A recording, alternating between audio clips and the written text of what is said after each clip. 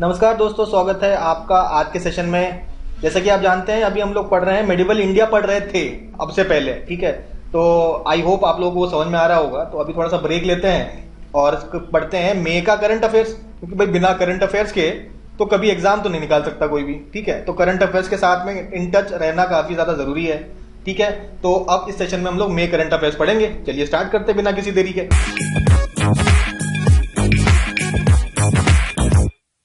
सबसे पहले देखिए, यहां पे बात हो रही है कि बैंक ऑफ बड़ौदा ने कुणाल कपूर रॉय के साथ कोलैबोरेशन किया है फॉर पहचान कौन 3.0 कैंपेन। तो बेसिकली ये आपका पहचान कौन 3.0 कैंपेन किसके ऊपर है? तो डिजिटल फ्रॉड्स के बारे में लोगों को जागरूक कराने के लिए ये आपका जो कैंपेन है ये है, ठीक है। तो ये हमको पता होना चाहिए। नेक्स्ट, इसके बाद देखिए long term contract for development of Shahid Beheshti port terminal. तो देखिए ये जो आपका ईरान में जो पोर्ट है, इसी को हम लोग बोलते हैं चाबहार पोर्ट बोल देते हैं, या इसका जो एक्चुअल नाम है ये है शाहिद बेहेश्ती पोर्ट टर्मिनल, ठीक है। ये ऑब्वियसली चाबहार ईरान में है।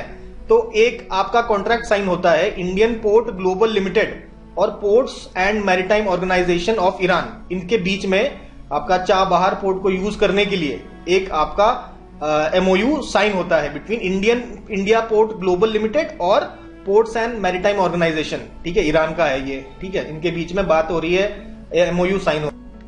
चलिए कुछ अपॉइंटमेंट डिस्कस करते हैं। देखिए यहाँ पे आपका है एंड्रेज प्लेनकोविक। ये कौन है? प्राइम मिनिस्टर ऑफ क्रोएशिया, एंड्रेज प्लेनकोविक, याद रखिए सबसे पहले।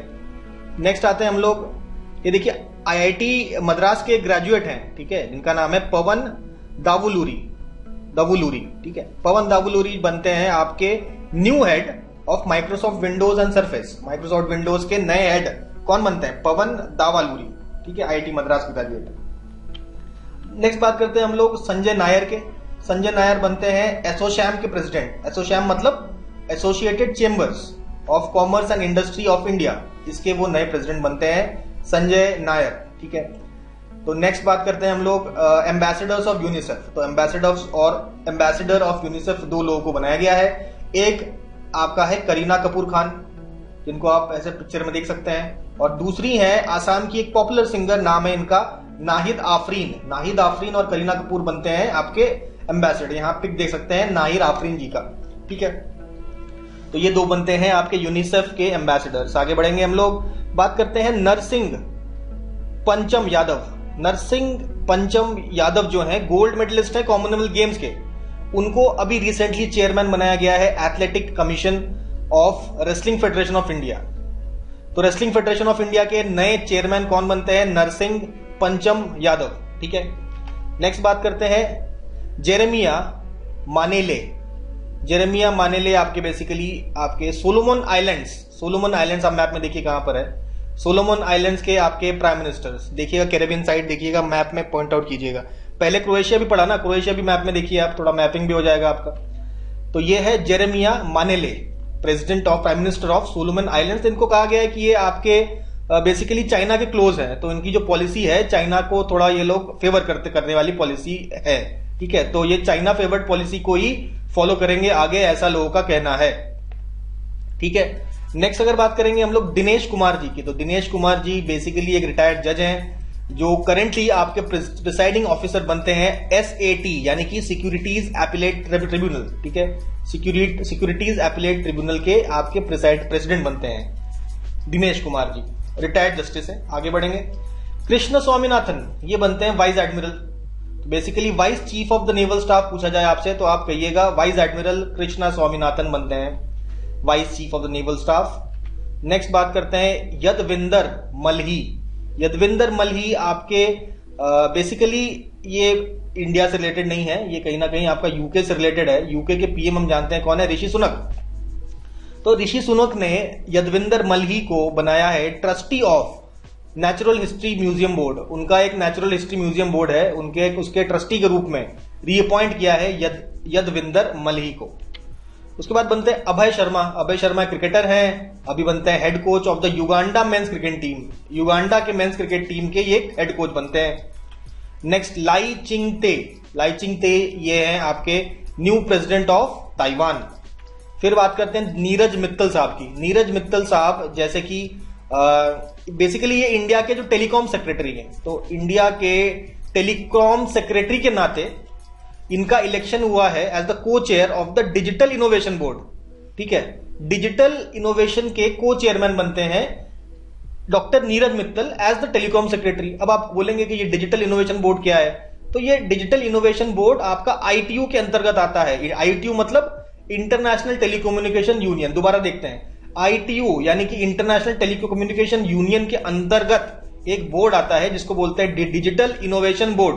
ठीक है, इसमें भाई कई सारे कंट्रीज के रिप्रेजेंटेटिव्स हैं, तो इंडिया के जो रिप्रेजेंटेटिव्स हैं वो कौन होंगे? इंडिया के जो टेलीकॉम सेक्रेटरी होंगे वो कौन है? डॉक्टर नीरज मित्तल। अब इंडिया को चूज कर लिया गया है आपका डिजिटल इनोवेशन बोर्ड के चेयर में, तो ये को चेयर बनते हैं इसके। ठीक है, इंडिया को चेयर बनता है, तो इंडिया को रिप्रेजेंट करेंगे कौन? टेलीकॉम सेक्रेटरी ऑफ इंडिया, जो कि है कौन? Doctor Neeraj Mittal. I hope मैं बात समझा पा रहा हूं आप लोगों को। आगे बढ़ेंगे, हम लोग बात करते हैं सेनेगल। सेनेगल का भी मैपिंग करिए, अफ्रीका में कहां है देखिए। इसके प्राइम मिनिस्टर बनते हैं ओस्माने सोनको।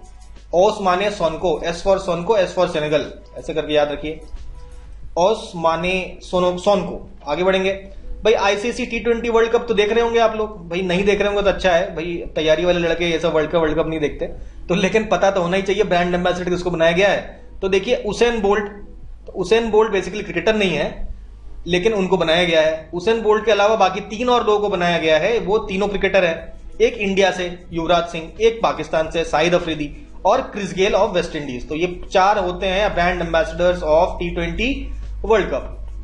कहानी को आगे बढ़ाते हैं, बात करते हैं लिंडी कैमरन। लिंडी कैमरन बनती हैं British high commissioner to India. India से पहले ये इराक और अफगानिस्तान में काम कर चुकी हैं, ऑक्सफोर्ड यूनिवर्सिटी पढ़ी हुई हैं। ये है आपकी Linda Cameron, new British high commissioner to India. आगे बढ़ेंगे, श्री संतोष कुमार झा। अच्छा देखिए, कोंकण रेलवे जो है होता है, मतलब काफी डिफिकल्ट रेलवे है, वेस्टर्न घाट्स में बनाया हुआ है। ठीक है, तो चलो ये कहानी तो छोड़ते हैं अभी। कोंकण रेलवे के चेयरमैन और आपके मैनेजिंग डायरेक्टर यानी कि CMD कौन बनते हैं? श्री संतोष कुमार झा। श्री संतोष कुमार झा बनते हैं। ठीक है, आगे बढ़ेंगे, हम लोग बात करते हैं प्रज्ञा मिश्रा की। प्रज्ञा मिश्रा बनती हैं ओपन AI की पहली इंडियन एम्प्लॉय, प्रज्ञा मिश्रा। तो इनको basically lead policy, public policy affairs बनाया गया है। ठीक है, नेक्स्ट बात करेंगे हम लोग नीरज चोपड़ा की। तो नीरज चोपड़ा को बनाया जाता है ambassador of Swiss luxury brand of watches. आपके वॉचेस के नाम सुने होंगे आपने, काफी महंगा होता है, ओमेगा। ओमेगा आपका स्विट्जरलैंड का वॉच की कंपनी है, उसका स्पोर्टिंग एम्बेसडर बनाया गया है नीरज चोपड़ा को। ठीक है, which is also the official time keeper of this years Paris Olympics. तो अगर आपसे बोला जाए कि कौन सी कंपनी है official time keeper of Paris Olympics अभी जो होने वाला है, तो इसका जवाब है ओमेगा। और ओमेगा की का ही स्पोर्टिंग एम्बेसडर किसको बनाया जा रहा है? नीरज चोपड़ा को। आगे बात करते हैं, हम लोग आते हैं मोहम्मद इदरीस डेबी इंटो। ठीक है, तो ये मोहम्मद इदरीस डेबी इंटो आपके 7th प्रेसिडेंट बनते हैं कौन सी कंट्री के? चैड। एक आपका देखेंगे आप, सेंट्रल अफ्रीका में कंट्री है, इसका भी मैपिंग करिए। चलिए आते हैं, इसको शायद होजे बोलते हैं या जोजे बोलते हैं, पता नहीं। होजे राउल मूलिनो, ये बनते हैं president elect of Panama. Panama के प्रेसिडेंट बनते हैं नए आपके होजे राउल मूलिनो। नेक्स्ट बात करते हैं लो टैम, ये बनते हैं आपके प्रेसिडेंट ऑफ वियतनाम। नेक्स्ट बात करते हैं संजय कुमार मिश्रा। संजय कुमार मिश्रा देखिए, अभी जीएसटी का एक एपिलेट ट्रिब्यूनल बनाया गया था, जीएसटी का एपिलेट ट्रिब्यूनल का जो प्रेसिडेंट बनते हैं संजय कुमार मिश्रा। ठीक है, तो इनको ओथ एडमिनिस्टर कराया गया हमारी जो आपके फाइनेंस एंड कॉर्पोरेट मिनिस्टर हैं श्रीमती निर्मला सीतारमन के द्वारा।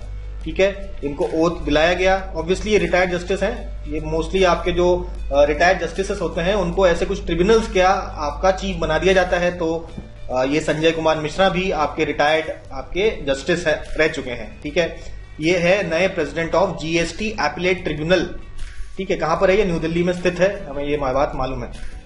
आगे बढ़ते हैं हम लोग, मेघालय के नए डीजीपी कौन है? मेघालय के नए डीजीपी है आपकी ये है इदिशीशा नोंगरैंग। इदिशीशा नोंगरैंग है न्यू डीजीपी ऑफ मेघालय। आगे बात करते हैं हम लोग, बात करते हैं सुजॉय रायना की। सुजॉय रायना को बनाया जाता है आपका कंट्री मैनेजर, नया कंट्री मैनेजर किसका? वीजा। वीजा जैसा कि हम लोग जानते हैं एक डिजिटल पेमेंट प्लेटफॉर्म है, उसका नया कंट्री मैनेजर बनाया जाता है सुजय रायना को। नेक्स्ट बात करते हैं Mikhail Mishustin.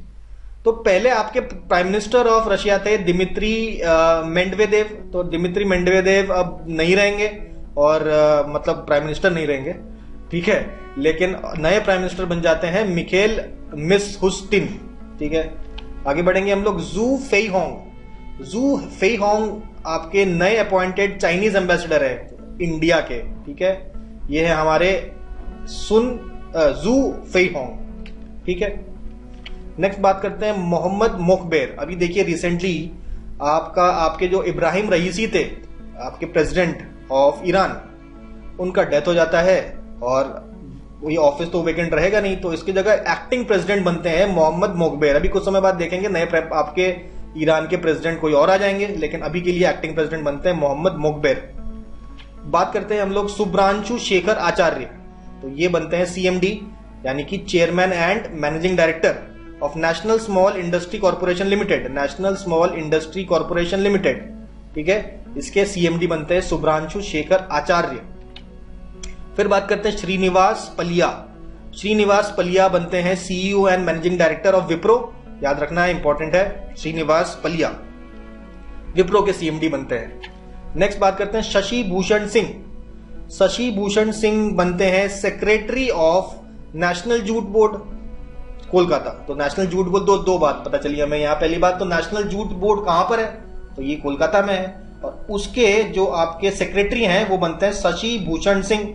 National jute board obviously हमारे मिनिस्ट्री ऑफ टेक्सटाइल्स के अंतर्गत आता है और 5 साल के टर्म के लिए बन जाते हैं सेक्रेटरी शशि भूषण सिंह। आगे बात करते हैं फाइनेंशियल सर्विस इंस्टीट्यूशंस कुछ हैं, उनके चीफ्स के बारे में पता होना चाहिए, जैसे कि सिडबी और नेशनल हाउसिंग बोर्ड। तो नेशनल हाउसिंग बोर्ड के आपके मैनेजिंग डायरेक्टर बनते हैं संजय शुक्ला जी, और आपके सिडबी के मैनेजिंग डायरेक्टर सीएमडी कौन बनते हैं, मनोज मित्तल साहब। तो मनोज मित्तल साहब सिडबी के, संजय शुक्ला साहब नेशनल हाउसिंग बैंक के। आई होप ये बात याद रहेगी, काफी इंपॉर्टेंट ये भी हो जाता है। नेक्स्ट बात करेंगे हम लोग जॉन रामसे स्वीनी। तो John Ramsay Sweeney is a Scottish politician. तो स्कॉटलैंड के सबसे पहले नहीं कहना चाहिए, प्राइम मिनिस्टर बनते हैं। तो यहाँ पे प्राइम मिनिस्टर नहीं लिखा है, फर्स्ट मिनिस्टर है, तो वो लोग अपने प्राइम मिनिस्टर को फर्स्ट मिनिस्टर ही बोलते हैं, ऐसा समझ लीजिए। तो जॉन रामसे स्वीनी बनते हैं स्कॉटिश पीएम या स्कॉटिश फर्स्ट मिनिस्टर, जो आप कह लें, ठीक है। बात करते हैं हम लोग 2024 के गोल्डमैन एनवायरमेंटल प्राइज। देखिए ये जो गोल्डमैन एनवायरमेंटल प्राइज है, इसको ग्रीन नोबेल भी बोला जाता है। अब आपसे पूछेंगे कि ये ग्रीन नोबेल मिला था किसको 2024 में, तो आलोक शुक्ला नाम के एक एक्टिविस्ट हैं जिनको मिला है ये ग्रीन नोबेल। क्या किया इन्होंने, कहां के हैं, तो देखिए छत्तीसगढ़ में है। छत्तीसगढ़ में ये लोग बेसिकली फॉरेस्ट और जो ट्राइबल राइट्स के लिए कैंपेन करते हैं। तो उन्होंने कैंपेन किया जिससे उन्होंने इतना एकड़ फॉरेस्ट को कटने से बचाया। बेसिकली आपके 21 कोल माइंस बनने का क्या प्रपोजल था, तो भाई माइंस बनेगा तो पेड़ कटेगा, तो भाई इसके खिलाफ इन्होंने प्रोटेस्ट किया और पेड़ कटने से बचाया। तो ये जो आपके शुक्ला साहब हैं, आलोक शुक्ला जी, ये एक आपके फाउंडिंग मेंबर है, एक ऑर्गेनाइजेशन है, नाम है उसका हसदेव अरण्य बचाओ संघर्ष समिति, ठीक है, और ये कन्वीनर है छत्तीसगढ़ बचाओ आंदोलन। तो ये बेसिकली इन्होंने ये काम किया जिसकी वजह से इन्हें ग्रीन नोबेल मिला, आलोक शुक्ला को। छत्तीसगढ़ के हैं ये। आगे बढ़ेंगे, नेक्स्ट आते हैं स्कॉच ESG अवार्ड 2024। अब बोलेंगे ESG का फुल फॉर्म क्या है, अरे जाने दो भाई, फुल फॉर्म कुछ है, मतलब गवर्नेंस वगैरह कुछ करके है, ठीक है। तो आपसे बोलेंगे स्कॉच ESG अवार्ड, तो ये किसको मिला है, रिन्यूएबल एनर्जी सेक्टर के लिए ये अवार्ड मिला है आपका REC लिमिटेड को, ठीक है। REC लिमिटेड को मिला है। क्या है REC लिमिटेड, तो REC लिमिटेड एक महारत्न कंपनी है मिनिस्ट्री ऑफ पावर के अंदर, और ये रजिस्टर्ड है एज अ, भाई RBI में इनको रजिस्ट्रेशन है as a non banking financial company and infrastructure financing company. तो ये NBFC और IFC के रूप में रजिस्टर्ड है RBI में, कंपनी का नाम है REC, और इसको स्कॉच ESG अवार्ड 2024 मिला है फॉर रिन्यूएबल एनर्जी फाइनेंसिंग, ठीक है। आगे बढ़ेंगे तो हमें पता चला कि सिंधी अवार्ड दिया जाता है, global pride of Sindhi award, तो 2 लोगों को मिला है आपका, पवन सिंधी और रवि प्रकाश तेगचंदानी। पवन सिंधी और रवि प्रकाश तेगचंदानी को मिला है global pride of Sindhi award 2024। I hope ये याद रहेगा। आगे बढ़ते हैं, वर्ल्ड लिटरेरी प्राइज ये मिला है ममता जी सागर। ममता जी सागर जो हैं एक कन्नड़ा पोएट हैं जिनको मिला है वर्ल्ड लिटरेसी प्राइज। तो किसके द्वारा ये दिया जाता है लिटरेरी प्राइज? तो वाओ के दिया जाता है। वाओ वाओ यानी कि वर्ल्ड ऑर्गेनाइजेशन ऑफ राइटर्स। तो बेसिकली अबूजा नाइजीरिया में इनका सबसे पहली बार ये कांग्रेस ने ये अवार्ड दिया है वाओ का, वर्ल्ड ऑर्गेनाइजेशन ऑफ राइटर्स का। तो ये लोग नाइजीरिया में मिलते हैं और अवार्ड देते हैं किसको? ममता जी सागर को, कन्नड़ा पोएट है ये, वर्ल्ड लिटरेसी प्राइज जीती हुई है। बात करते हैं KISS ह्यूमैनिटेरियन अवार्ड। ये मिला है मिस्टर रतन टाटा जी को, जो चेयरमैन ऑफ टाटा ट्रस्ट है। ये कोई बताने वाली बात ही नहीं है। तो ये KISS ह्यूमैनिटेरियन अवार्ड। आगे बढ़ते हैं, Amal Clooney women empowerment award. Women empowerment के लिए अवार्ड दिया गया है।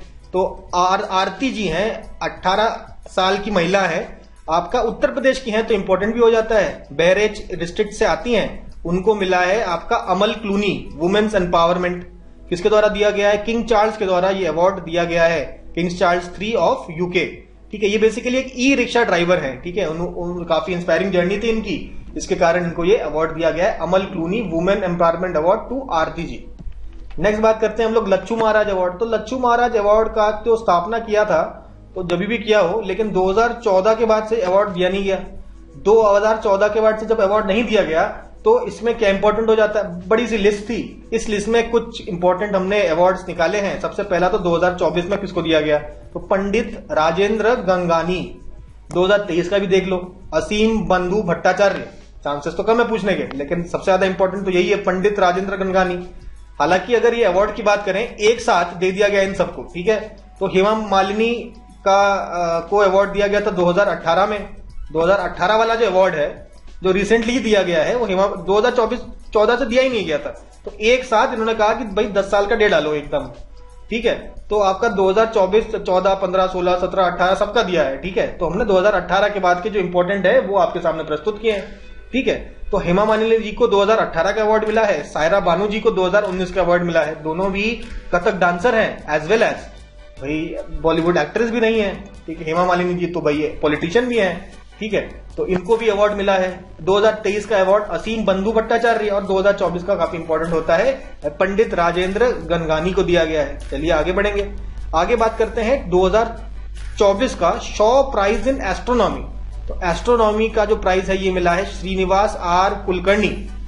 तो ये एक इंडियन ओरिजिन के अमेरिकन एस्ट्रोनॉमर है और प्रोफेसर है। उनका जो यूएस में एक यूनिवर्सिटी है Caltech, California institute of technology, इनको मिला है 2024 का शॉ प्राइज ऑफ एस्ट्रोनॉमी। तो इन्होंने किस चीज पे काम किया? बहुत सारी चीजों पे काम कर रखा है इन्होंने, millisecond pulsar, gamma ray burst, supernova और अदर ट्रांजिएंट एस्ट्रोनॉमिकल फेनोमेना, मतलब इन सारी चीजों पे काम किया है श्रीनिवास R कुलकर्णी साहब ने। आगे अगर हम बढ़े तो ग्लोबल मीडिया अवार्ड्स आते हैं। ग्लोबल मीडिया अवार्ड्स में देखिए AI के बारे के ऊपर एक अवार्ड दिया गया है। तो पहले देख लेते हैं भाई किसके द्वारा दिया जाता है ये अवार्ड। तो international news media association INMA के द्वारा ग्लोबल मीडिया अवार्ड दिया जाता है। ठीक है, तो भाई to recognise business practices that support journalism and news media. तो अभी देखिए best use of AI in customer facing products का जो अवार्ड है ये जीता है इंडिया टुडे ग्रुप ने। क्यों जीता है? Because of AI news anchor. आजकल AI न्यूज एंकर का काफी चलन है। तो इंडिया टुडे ग्रुप की AI न्यूज एंकर का नाम सना। तो सना न्यूज एंकर की वजह से best use of AI in customer facing products का अवार्ड मिलता है इंडिया टुडे ग्रुप को। ठीक है, in the global media awards by INMA, international news media association. I hope ये याद रहेगा। आगे अगर बढ़े तो Economic Times HR world future ready organisation award है 2024-25 का। ये किसको मिला है? Future ready organisation award. याद रखिए, फ्यूचर रेडी ऑर्गेनाइजेशन अवार्ड मिला है NHPC। जैसा कि हम जानते हैं कि हाइड्रो पावर की कंपनी है, तो उसको ये अवार्ड मिला है। ठीक है, बेसिकली क्यों मिला है? Unwavering commitment to foster future ready workforce and strategic approach to human resource management, ये सारी चीजों की वजह से मिला है। इंपॉर्टेंट चीज याद जो रखनी है वो है फ्यूचर रेडी ऑर्गेनाइजेशन अवार्ड किसको मिला है? NHPC को, इतना याद रखिए। आगे अगर बढ़े तो ग्रीन ऑस्कर विटली गोल्ड अवार्ड 2000। तो पहले हमने पढ़ा था क्या ग्रीन नोबल आलोक शुक्ला जी को मिला था, ये है ग्रीन ऑस्कर जिसको विटली गोल्ड अवार्ड भी बोलते हैं 2024 का। ये किसको मिला है? डॉक्टर पूर्णिमा देवी बर्मन। डॉक्टर पूर्णिमा देवी बर्मन आसाम की हैं, इनको मिलता है विटली गोल्ड अवार्ड। क्यों? Because of her conservation efforts. किसको कंजर्व करा? ग्रेट एडजंक्ट स्टॉर्क, जिसको भाई असामीज में बोला जाता है हरगीला। हरगीला नाम की एक चिड़िया है, आप यहाँ पे देख सकते हैं फोटो में हरगीला नाम की चिड़िया। और यहाँ पे आप देख सकते हैं डॉक्टर पूर्णिमा देवी बर्मन को। ठीक है, तो ये बेसिकली ये इसको ग्रेट एडजंट स्टॉर्क भी बोलते हैं। इसके प्रोटेक्शन के लिए इन्होंने काफी काम किया है, जिसके कारण इनको ग्रीन ऑस्कर अवार्ड मिला गया है, also called as Whitley gold award, या उल्टा कह लीजिए Whitley gold award also called as green Oscar. आगे अगर बढ़े तो साहित्य अकादमी फेलोशिप किसको मिला है, तो ये बड़ा आसान है याद रखना, रस्किन बॉन्ड साहित्य अकादमी फेलोशिप मिला है। भाई लोगों ने इनको फेलोशिप इनके घर में जाके दिया है, तो ये है रस्किन बॉन्ड साहब। आगे अगर बढ़े तो देखिए 2024 का UNESCO Guillermo Cano world press award freedom prize, Cano world press freedom prize, ठीक है, was awarded to Palestinian journalist covering the crisis at Gaza. तो कहीं जो भी आपके पैलेस्टीनियन जर्नलिस्ट हैं उनको ये अवार्ड दिया जा रहा है। तो ये बेसिकली आपका वर्ल्ड प्रेस फ्रीडम डे को ये अवार्ड दिया गया था। ठीक है, नेक्स्ट है नवरत्ना स्टेटस दिया गया है टू नेशनल फर्टिलाइजेशन लिमिटेड, ठीक है, by the department of public enterprise of ministry of finance. ठीक है, नवरत्ना आपका स्टेटस किसको मिला, याद रखिए किसको, NFL को, नेशनल फर्टिलाइजर लिमिटेड को मिला है ये अवार्ड। देखिए रिसेंटली आपका कन्फेडरेशन ऑफ इंडियन इंडस्ट्री, ठीक है, centre of excellence for sustainable development के द्वारा एक सर्टिफिकेशन दिया गया, zero waste to landfill certification. किसको दिया गया, याद रखिए तिरुवनंतपुरम इंटरनेशनल एयरपोर्ट। ठीक है, ये इंडिया की सबसे पहली एयरपोर्ट बनती है जिसको ये zero waste to landfill certification दिया गया बाय CII। ठीक है, नेक्स्ट बात करते हैं, आपका ऑनररी डॉक्टरेट मिला डॉक्टर सौम्या स्वामीनाथन को, किसके द्वारा, ऑब्वियसली कोई यूनिवर्सिटी होगी, यूनिवर्सिटी का नाम है मैकगिल यूनिवर्सिटी। नेक्स्ट बात करते हैं भाई, फिर से देखिए पूरा चक्कर लग के इंटरनेशनल बुकर प्राइज 2024 आ गया, अभी तक 2023 का याद किया था हमने, अब देखिए नए से याद करना पड़ेगा, तो कोई बात नहीं कर लेंगे हम लोग। देखिए आपका काइरोस नाम की एक किताब जो कि जेनी एरपेनबेक ने लिखी है, जो अंग्रेजी में ट्रांसलेशन की है माइकल हॉफमैन ने, जेनी एरपेनबेक और माइकल हॉफमैन, इनके द्वारा लिखी किताब आपका काइरोस, इसको मिलता है इंटरनेशनल बुकर्स प्राइज। ठीक है, लंदन में इसका सेलिब्रेशन हुआ था जिसमें दिया गया। नेक्स्ट बात करते हैं 2024 का Miss Teen Diva beauty pageant. तो देखिए यहां पे अवार्ड देखिए, Miss Teen International, Miss Teen Universe India, Miss Teen Earth India और मिस टीन ग्रैंड इंडिया, ये चार आपको ध्यान में रखना है। तो इंटरनेशनल वाला जो वो है बेसिकली इंटरनेशनल एक महिला है उनको दिया गया, जिनका नाम है काजिया मेजो। काजिया मेजो, देखिए नाम सुनने में इंटरनेशनल लग रहा है ना, तभी इंटरनेशनल अवार्ड दिया गया। ये बेसिकली एक केरला से आई लड़की है जो अबू धाबी में रहती है, तो इसलिए इंटरनेशनल हो गया ना, तो काइजा मेजो को दिया गया इंटरनेशनल अवार्ड। फिर बात करेंगे यूनिवर्स इंडिया, ये करीसा बोपन्ना, और अर्थ इंडिया तनिष्का शर्मा, और ग्रैंड इंडिया ये है काविन राव। तो ये सारे इन लड़कियों को मिला है अवार्ड। टीन डीवा है तो इनको महिला कहना गलत होगा, ये लड़कियां होगी बेसिकली, इनको ये अवार्ड दिया गया Miss Teen Diva beauty pageant. ठीक है, तो ये बात होगी। आगे बढ़ते हैं, पुलिट्जर प्राइज। पुलिट्जर प्राइज 2024 किसको किसको मिला है, देखिए पब्लिक सर्विस के लिए, भाई पब्लिक का सर्विस के लिए उसको मिला है जिसके नाम में पब्लिक हो, पब्लिका प्रो पब्लिका। नेशनल रिपोर्टिंग किसको मिला है, तो देखिए रॉयटर्स और वॉशिंगटन पोस्ट के स्टाफ को नेशनल रिपोर्टिंग मिला है, और न्यूयॉर्क टाइम के स्टाफ को मिला है आपका इंटरनेशनल रिपोर्टिंग। चलिए ये तो तीन याद हो जाएंगे। आगे बात करते हैं फीचर राइटिंग की। फीचर राइटिंग को मिला है केटी एंजल हार्ट, ठीक है, ऑफ न्यूयॉर्क टाइम्स को मिला है फीचर राइटिंग के लिए। चलिए हिस्ट्री के लिए किसको मिला है, आपका जैकलिन जोन्स, जेजे, हिस्ट्री के लिए मिला है जेजे को, जैकलिन जोन्स। बेसिकली उन्होंने लिखा है no right to an honest living, the struggles of Boston's black workers in a civil war era. तो बेसिकली हिस्टोरिकल किताब है जो आपके जेजे ने लिखा है, जैकलिन जोन्स फॉर हिस्ट्री। आगे बढ़ेंगे, बात करते हैं आपके मेमोयर या ऑटोबायोग्राफी। ये लिखा है क्रिस्टीना राइवेरा गार्जा, क्रिस्टीना राइवेरा गार्जा, Liliana invincible summer, a sisters search for justice, ये इनका ऑटोबायोग्राफी है। नेक्स्ट बात करते हैं पोएट्री क्रिटिसिज्म बायोग्राफी के लिए किस किस को मिला है। देखिए पोएट्री को लिए मिला है आपका ब्रैंडन सोम को, ट्राइपास पोएम्स लिखा है इन्होंने। क्रिटिसिज्म के लिए मिला है आपका जस्टिन चैंग को, क्रिटिसिज्म के लिए, C for criticism, C for Chang, याद रखिएगा। बायोग्राफी के लिए मिला है आपका king a life by Jonathan Eig and Ilyon Woo, ठीक है, जॉनथन इग ने लिखा है किंग अ लाइफ, और इलियन वू ने लिखा है master slave husband wife an epic journey from slavery to freedom. चलिए इसको 2-3 बार पढ़ लेंगे, अभी 2-3 बार ऊपर नीचे से पढ़ लो, दिमाग में बिठाने की कोशिश करो और फिर आगे बढ़ो। ठीक है, ऑप्शन तो मिलता ही है। आई होप ऐसे इससे क्वेश्चन पूछा जाएगा तो आप मार्क तो कर पाएंगे। बुक्स एंड ऑथर्स की बात कर लेते हैं। देखिए, एडवेंचर्स ऑफ ट्रैवलिंग मॉन्क, तो भाई मॉन्क है तो कोई स्वामी होंगे, इंद्रद्युम्न स्वामी, विनर्स माइंडसेट, ये तो शेन वाटसन ने लिखा है भाई। उसके बाद इंडियाज न्यूक्लियर टाइटन्स लिखा है भाई सौम्या अवस्थी के द्वारा। चलिए थोड़ा साइंस एंड टेक्नोलॉजी के बारे में डिस्कस करते हैं। तो सबसे पहले आपका आता है मंगलयान 2। मंगलयान 2 जिसको हम लोग मार्स ऑर्बिटर मिशन 2 या मॉम 2, ठीक है, मॉम 2 या मंगलयान 2 कह सकते हैं। तो बेसिकली पता चल रहा है ये सेकंड मिशन है, नाम के आगे 2 लिखा है तो ऑब्वियसली एक मंगलयान का सेकंड पार्ट है ना। तो this is second mission of India to Mars. किसके द्वारा किया जा रहा है? नो पॉइंट्स फॉर गेसिंग, इसरो के द्वारा, ठीक है। तो 2024 में कह रहे हैं लॉन्च करेंगे आपका GSLV Mark 3 रॉकेट, ठीक है। तो one of the most advanced rockets of India GSLV Mark 3 से हम लोग इसको लॉन्च करने जा रहे हैं, ठीक है। और अगर हम लोग सक्सेसफुल होते हैं तो आपका जिस तरीके से हमने मून में सॉफ्ट लैंडिंग की थी ना अभी, ठीक है, चंद्रयान में, उसी तरीके से मार्स में भी हम लोग सॉफ्ट लैंडिंग करने जा रहे हैं। और क्या क्या करने जा रहे हैं आगे के स्लाइड में देखेंगे। तो ऐसा अगर सक्सेसफुल होता है तो इंडिया बन जाएगी तीसरी कंट्री, थर्ड कंट्री मार्स में पहुंचने वाली, ठीक है, वहां पे सॉफ्ट लैंडिंग कराने वाली।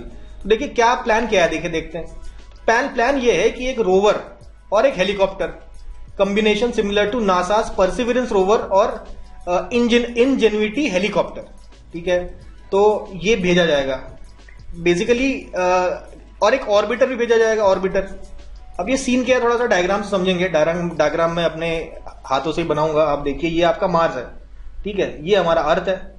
तो अर्थ से हमने ऐसे रॉकेट छोड़ दिया, ठीक है, देखिए रॉकेट बनाया हमने ऐसे, और ये रॉकेट ये इधर चला जा रहा है। रॉकेट यहां जाने के बाद जब मार्स के पास पहुंचेगा तो एक ऑर्बिटर लॉन्च करेगा।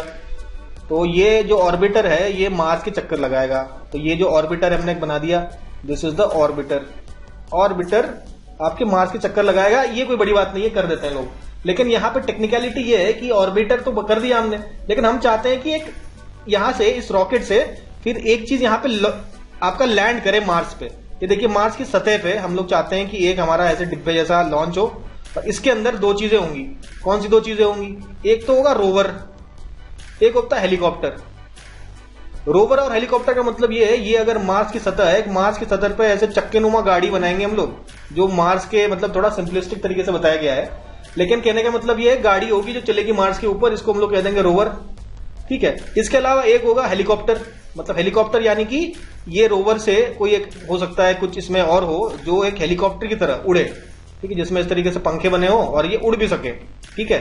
तो भाई मार्स में 2 चीजें भेजेंगे, रोवर, हेलीकॉप्टर, ऑर्बिटर। तो यही बात बताया गया है, रोवर, हेलीकॉप्टर, ऑर्बिटर।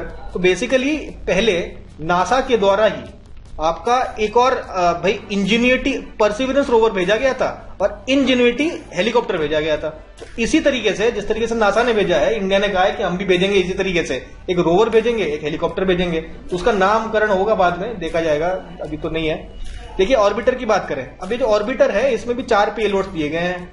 मार्स का स्टडी करने के लिए 4 पेलोड्स ऑर्बिटर में भी है। देखिए ऐसा नहीं है कि ऑर्बिटर में केवल चक्कर लगाएगा, ऑर्बिटर में भी आपके देर आर 4 पेलोड्स, 4 आपके पेलोड्स आपके होंगे इन द ऑर्बिटर। नाम देख लेते हैं कौन कौन से। सबसे पहला है मोडेक्स, अगला है आरओ, EIS और LPEX। क्या क्या है जरा देख लेते हैं। Mars orbiter dust experiment is Modex.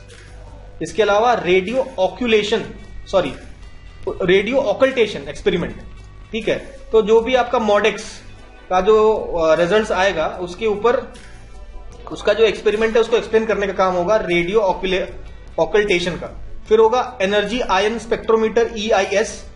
तो नाम से पता चल रहा है energy ion spectrometer study solar energy particles and suprathermal solar winds on Mars. तो ये कुछ बात करेगा, ठीक है, इस पर ज्यादा डिटेल में जाएंगे नहीं, इतना हमको पता होता हम ही साइंटिस्ट हो जाते। तो हम तो साइंटिस्ट है नहीं, तैयारी कर रहे हैं, थोड़ा बहुत हमको नाम वगैरह पता होना चाहिए, थोड़ा बहुत आइडिया लगना चाहिए। नेक्स्ट आपका है देखिए Langmuir probe and electric field experiment measures electron number, density, electron temperature and electric field waves, ठीक है, ये सारी बातें करेगा ये। तो ये 4 आपके पेलोड जाएंगे किसके साथ? आपका ऑर्बिटर के साथ, ठीक है। तो ये बेसिकली इसरो का सबसे पावरफुल रॉकेट है, जैसा कि हम जानते हैं, मार्क 3, ठीक है, mark 3 GSLV Mark 3 which is design to handle heavier payloads and more complex mission, ठीक है। चलिए भैया आगे बढ़ेंगे हम लोग। फिर बात करते हैं चाइना की ओर जाते हैं। तो चाइना ने एक चैंग E6 करके लूनर एक्सप्लोरेशन कर दिया गया है। जब से इंडिया ने चांद पे भेजा है आप चंद्रयान, सब कंपटीशन में आ गए हैं, ठीक है, सब भेजेंगे, ठीक है। तो mission by China national space administration के द्वारा ये भेजा गया है। ये तो चैंग ई जो है ये बेसिकली आपका चाइनीज मून गॉडेस है, मून गॉडेस है जिनका नाम है चैंग ई। तो कहाँ भेजेगा ये? तो बेसिकली ये कि रोवर भेजेगा चांद में। कहाँ पे? एटकिन बेसिन आपका साउथ पोल के पास है, ठीक है, on the far side of the moon. तो ये भी आपके मून के साउथ पोल को ही टारगेट कर रहे हैं और साउथ पोल के पास एक आइटकेन बेसिन है, यहाँ पे इनका लोवर लैंड करेगा, ठीक है।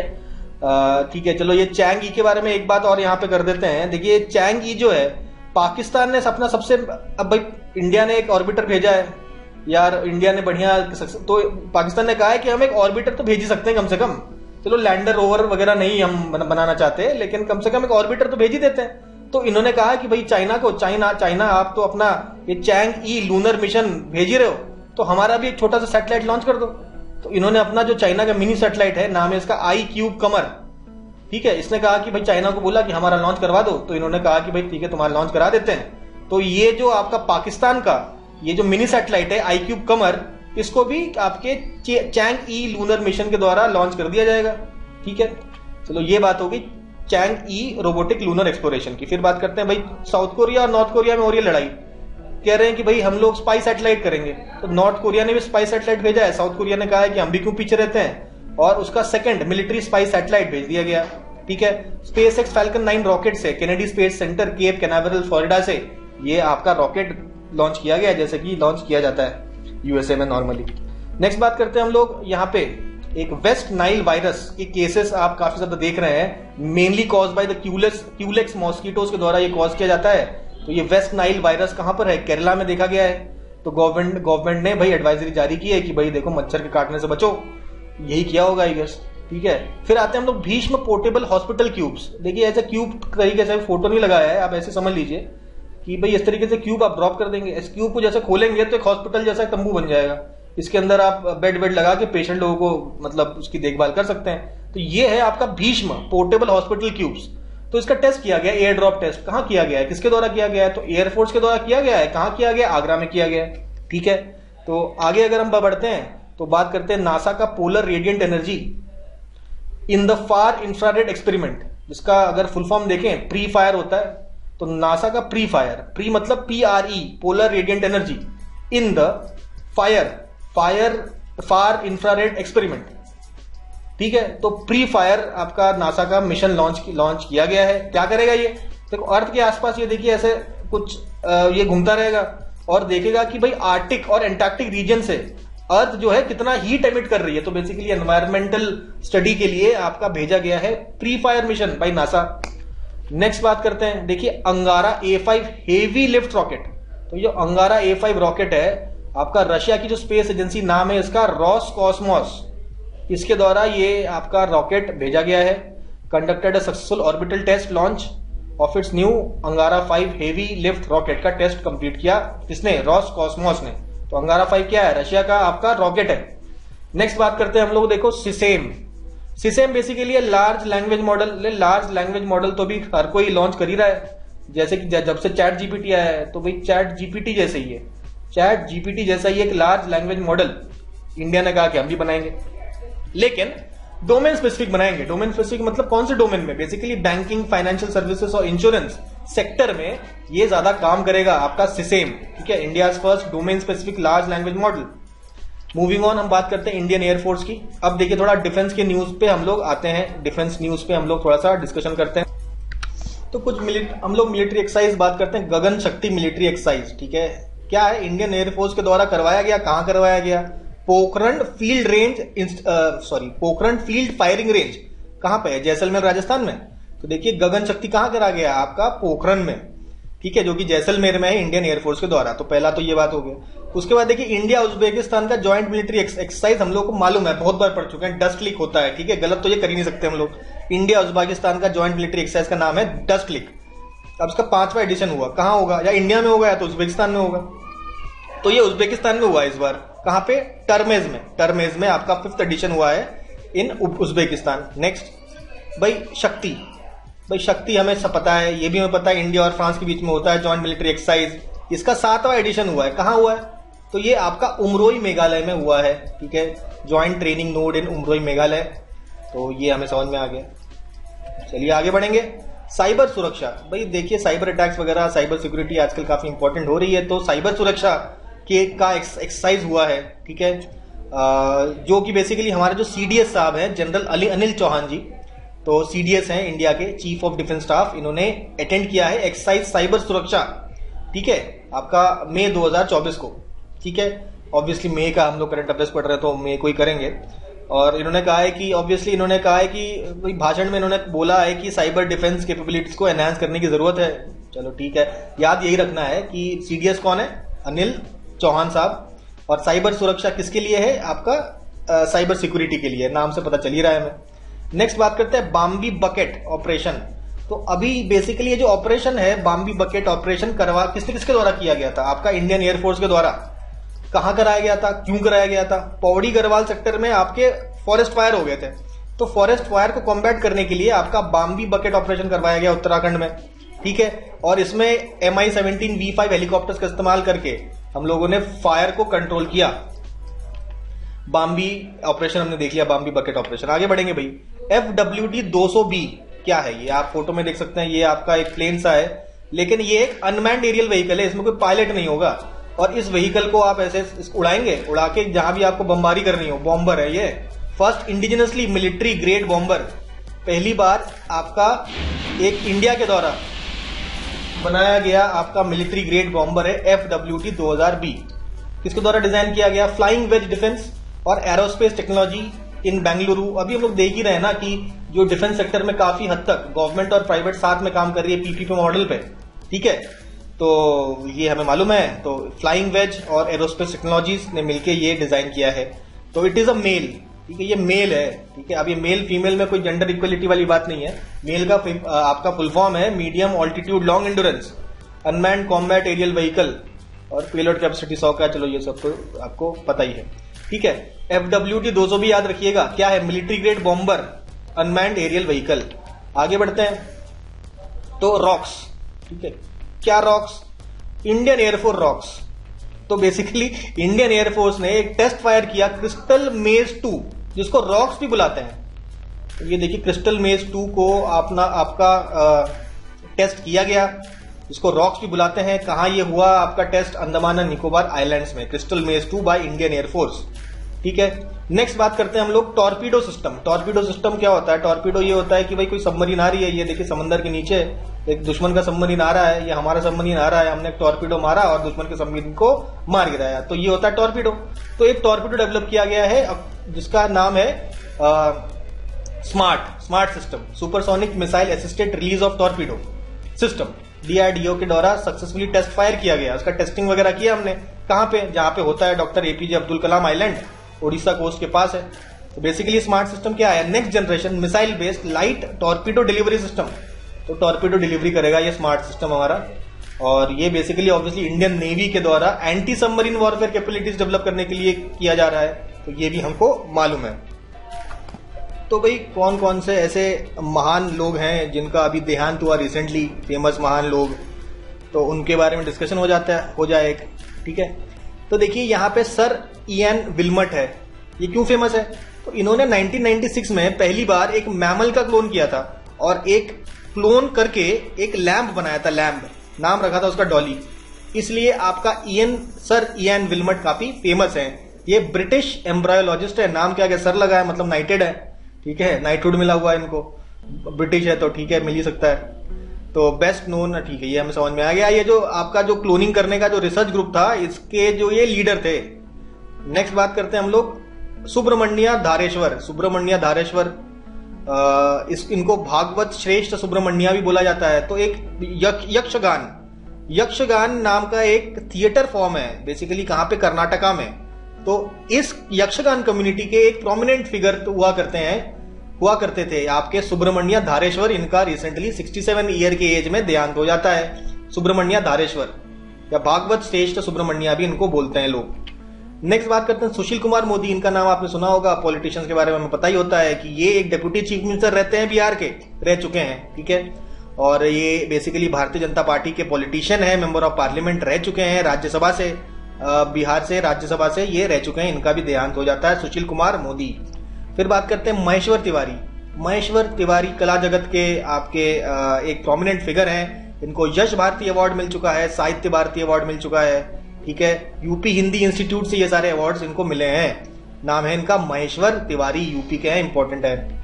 नेक्स्ट बात करते हैं कमला बेनीवाल। तो ये पहले गुजरात की गवर्नर रह चुकी है और ये बेसिकली एक सीनियर कांग्रेस लीडर हैं और राजस्थान की डिप्टी सीएम भी रह चुकी हैं कमला बेनीवाल।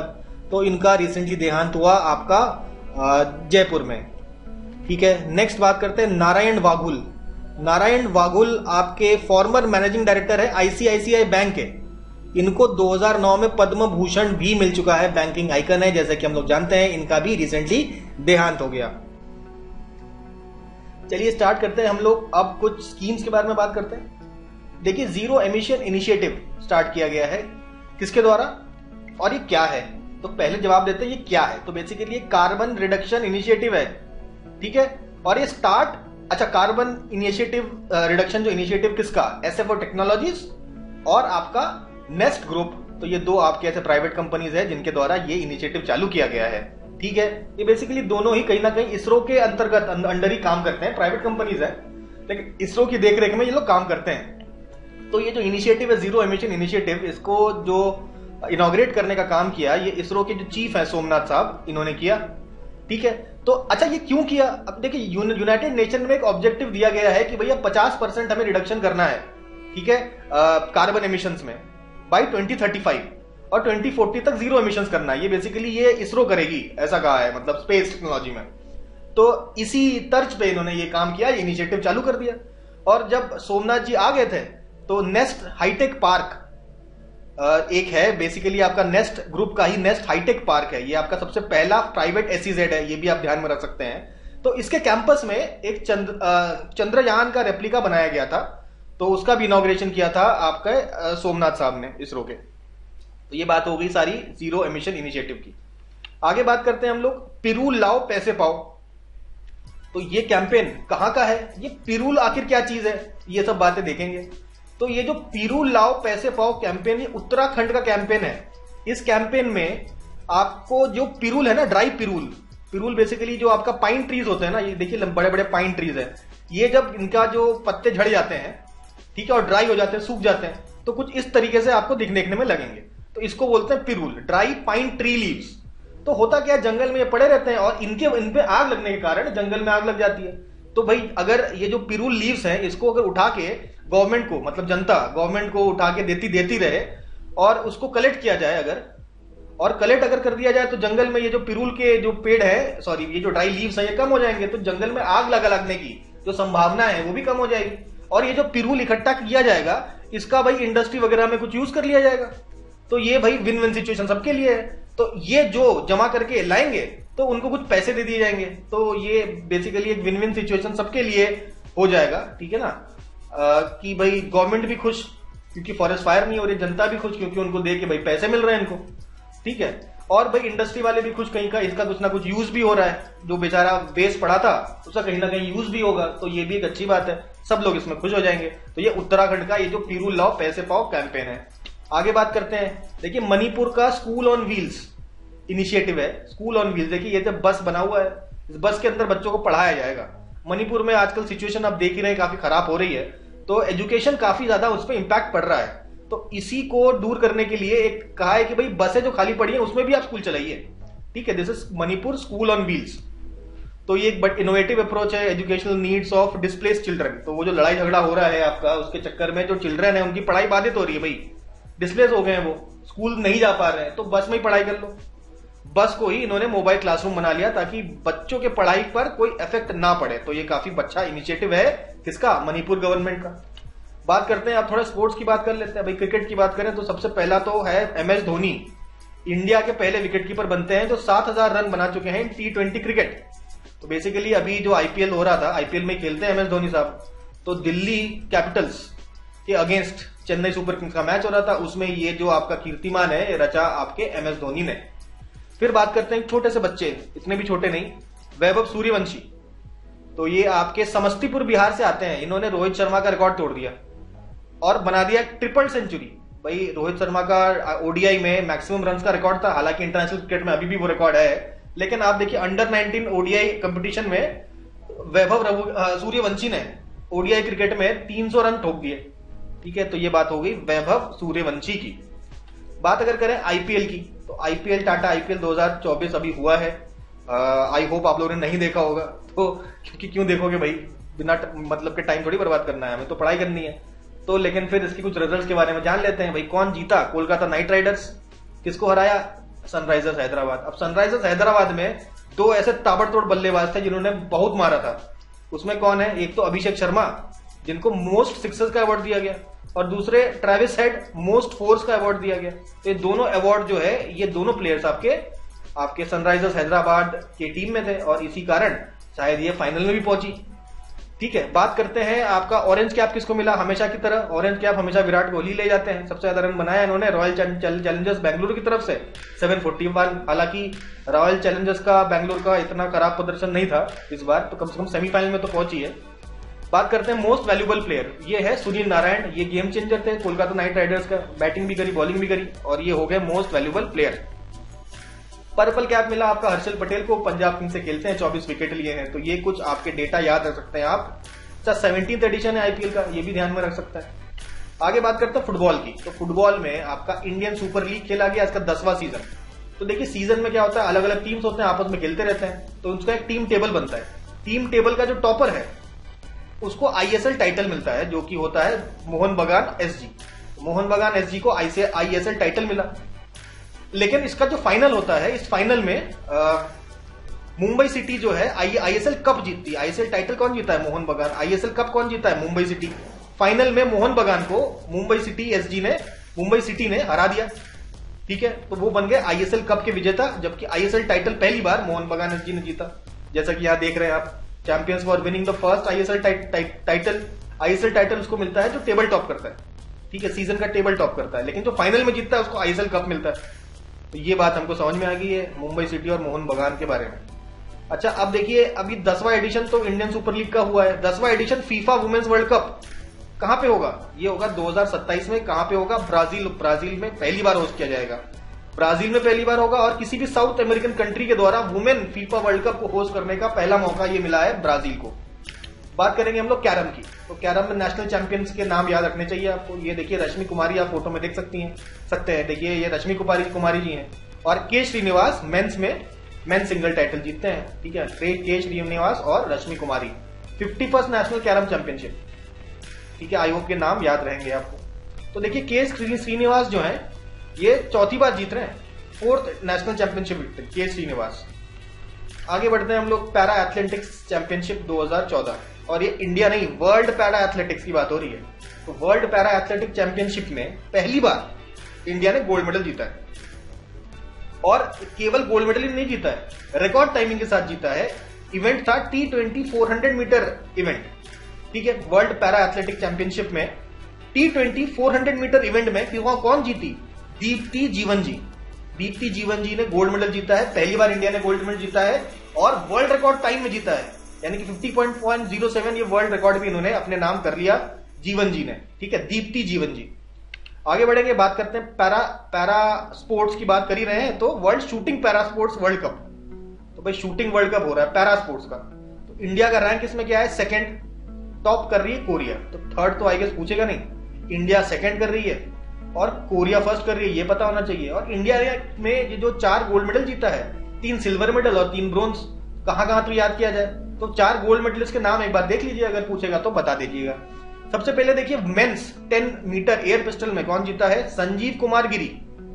अभी यही मेंस का 10 एयर पिस्टल टीम इवेंट, इसमें 3 लोग खेलते हैं। तो 3 लोग में संजीव कुमार गिरी जी तो हैं ही, साथ में आकाश है और निहाल सिंह है। ठीक है, तो इन्होंने भाई एयर पिस्टल का 10 मीटर एयर पिस्टल मेंस और इंडिविजुअल जीता।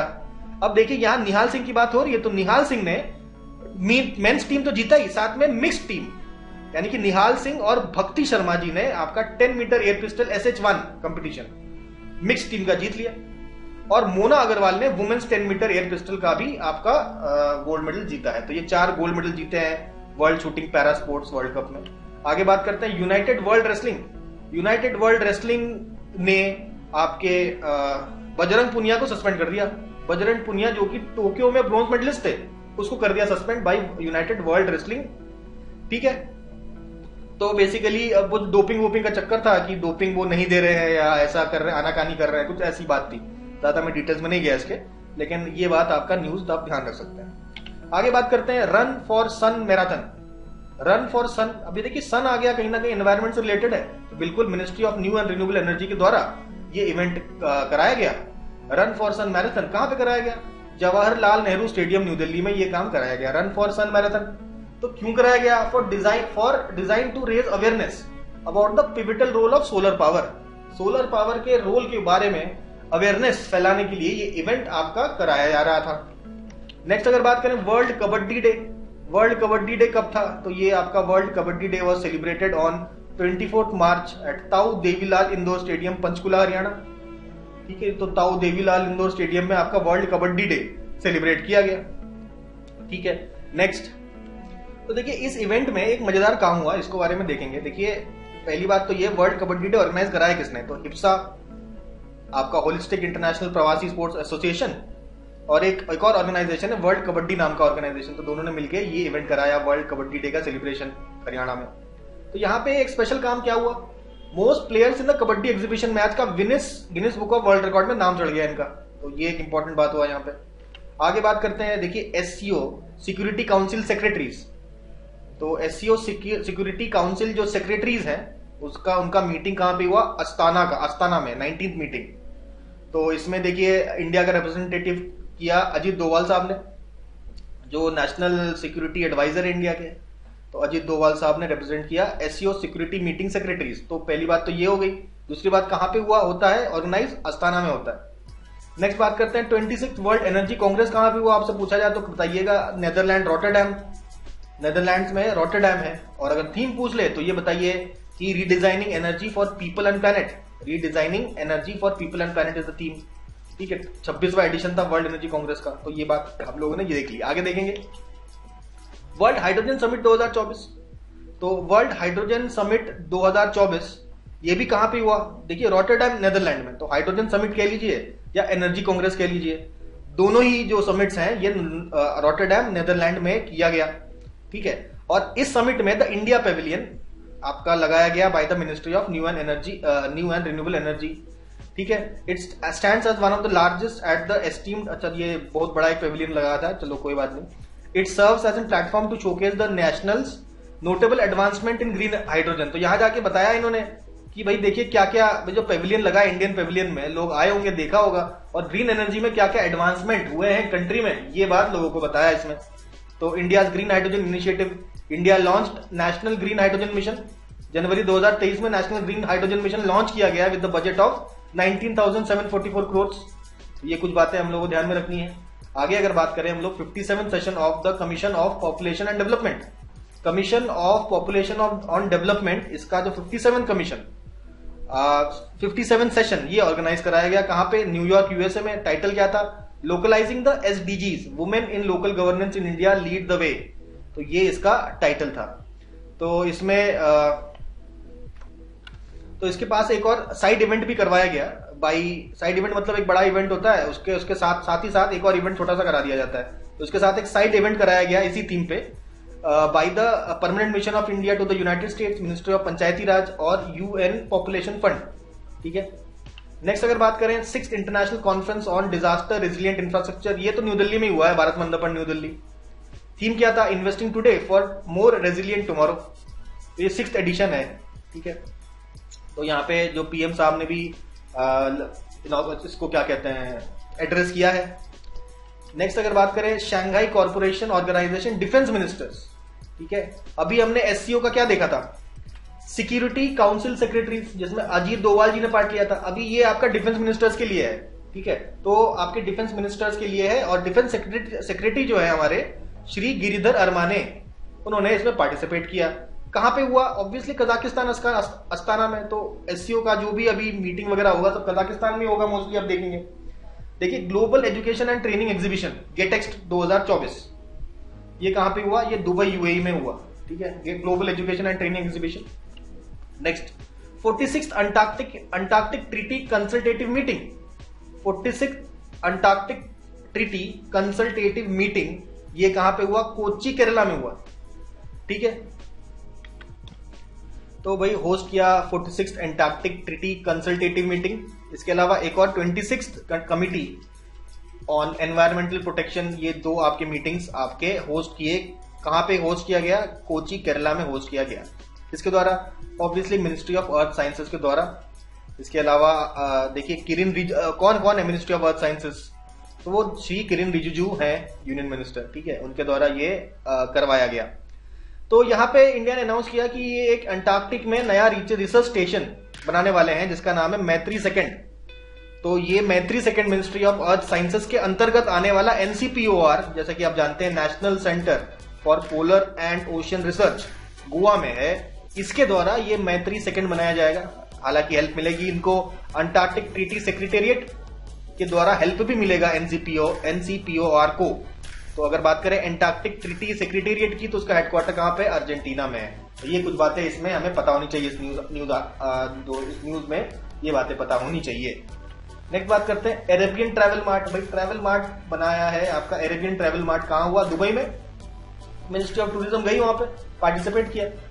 तो वहां पे इनक्रेडिबल इंडिया पेविलियन लगाया गया और उसको इनॉग्रेट किया बाय मिस्टर सतीश कुमार सिवन, जो कि है consul general of India to Dubai. ये न्यूज हो गया आपका, ठीक है। फिर बात करते हैं united nation intergovernmental negotiating committee on plastic pollution, तो INC4 कह सकते हैं शॉर्ट में इसको। तो ये जो INC4 है आपका, ये किसके ऊपर है? प्लास्टिक पोल्यूशन के ऊपर है। तो इन्होंने मीटिंग करी कहां पे? ओटावा कनाडा में। और ये जो मीटिंग कर रहे हैं इसका जो मेन गोल है एक लीगली बाइंडिंग एग्रीमेंट बनाना to end plastic pollution by 2024 तक प्लास्टिक पोल्यूशन खत्म हो जाए। इसके लिए एक लीगल बाइंडिंग एग्रीमेंट बनाने की तरफ आगे बढ़ रहे हैं आप। नेक्स्ट बात करते हैं global IP leadership awards, global IP leadership summits and awards.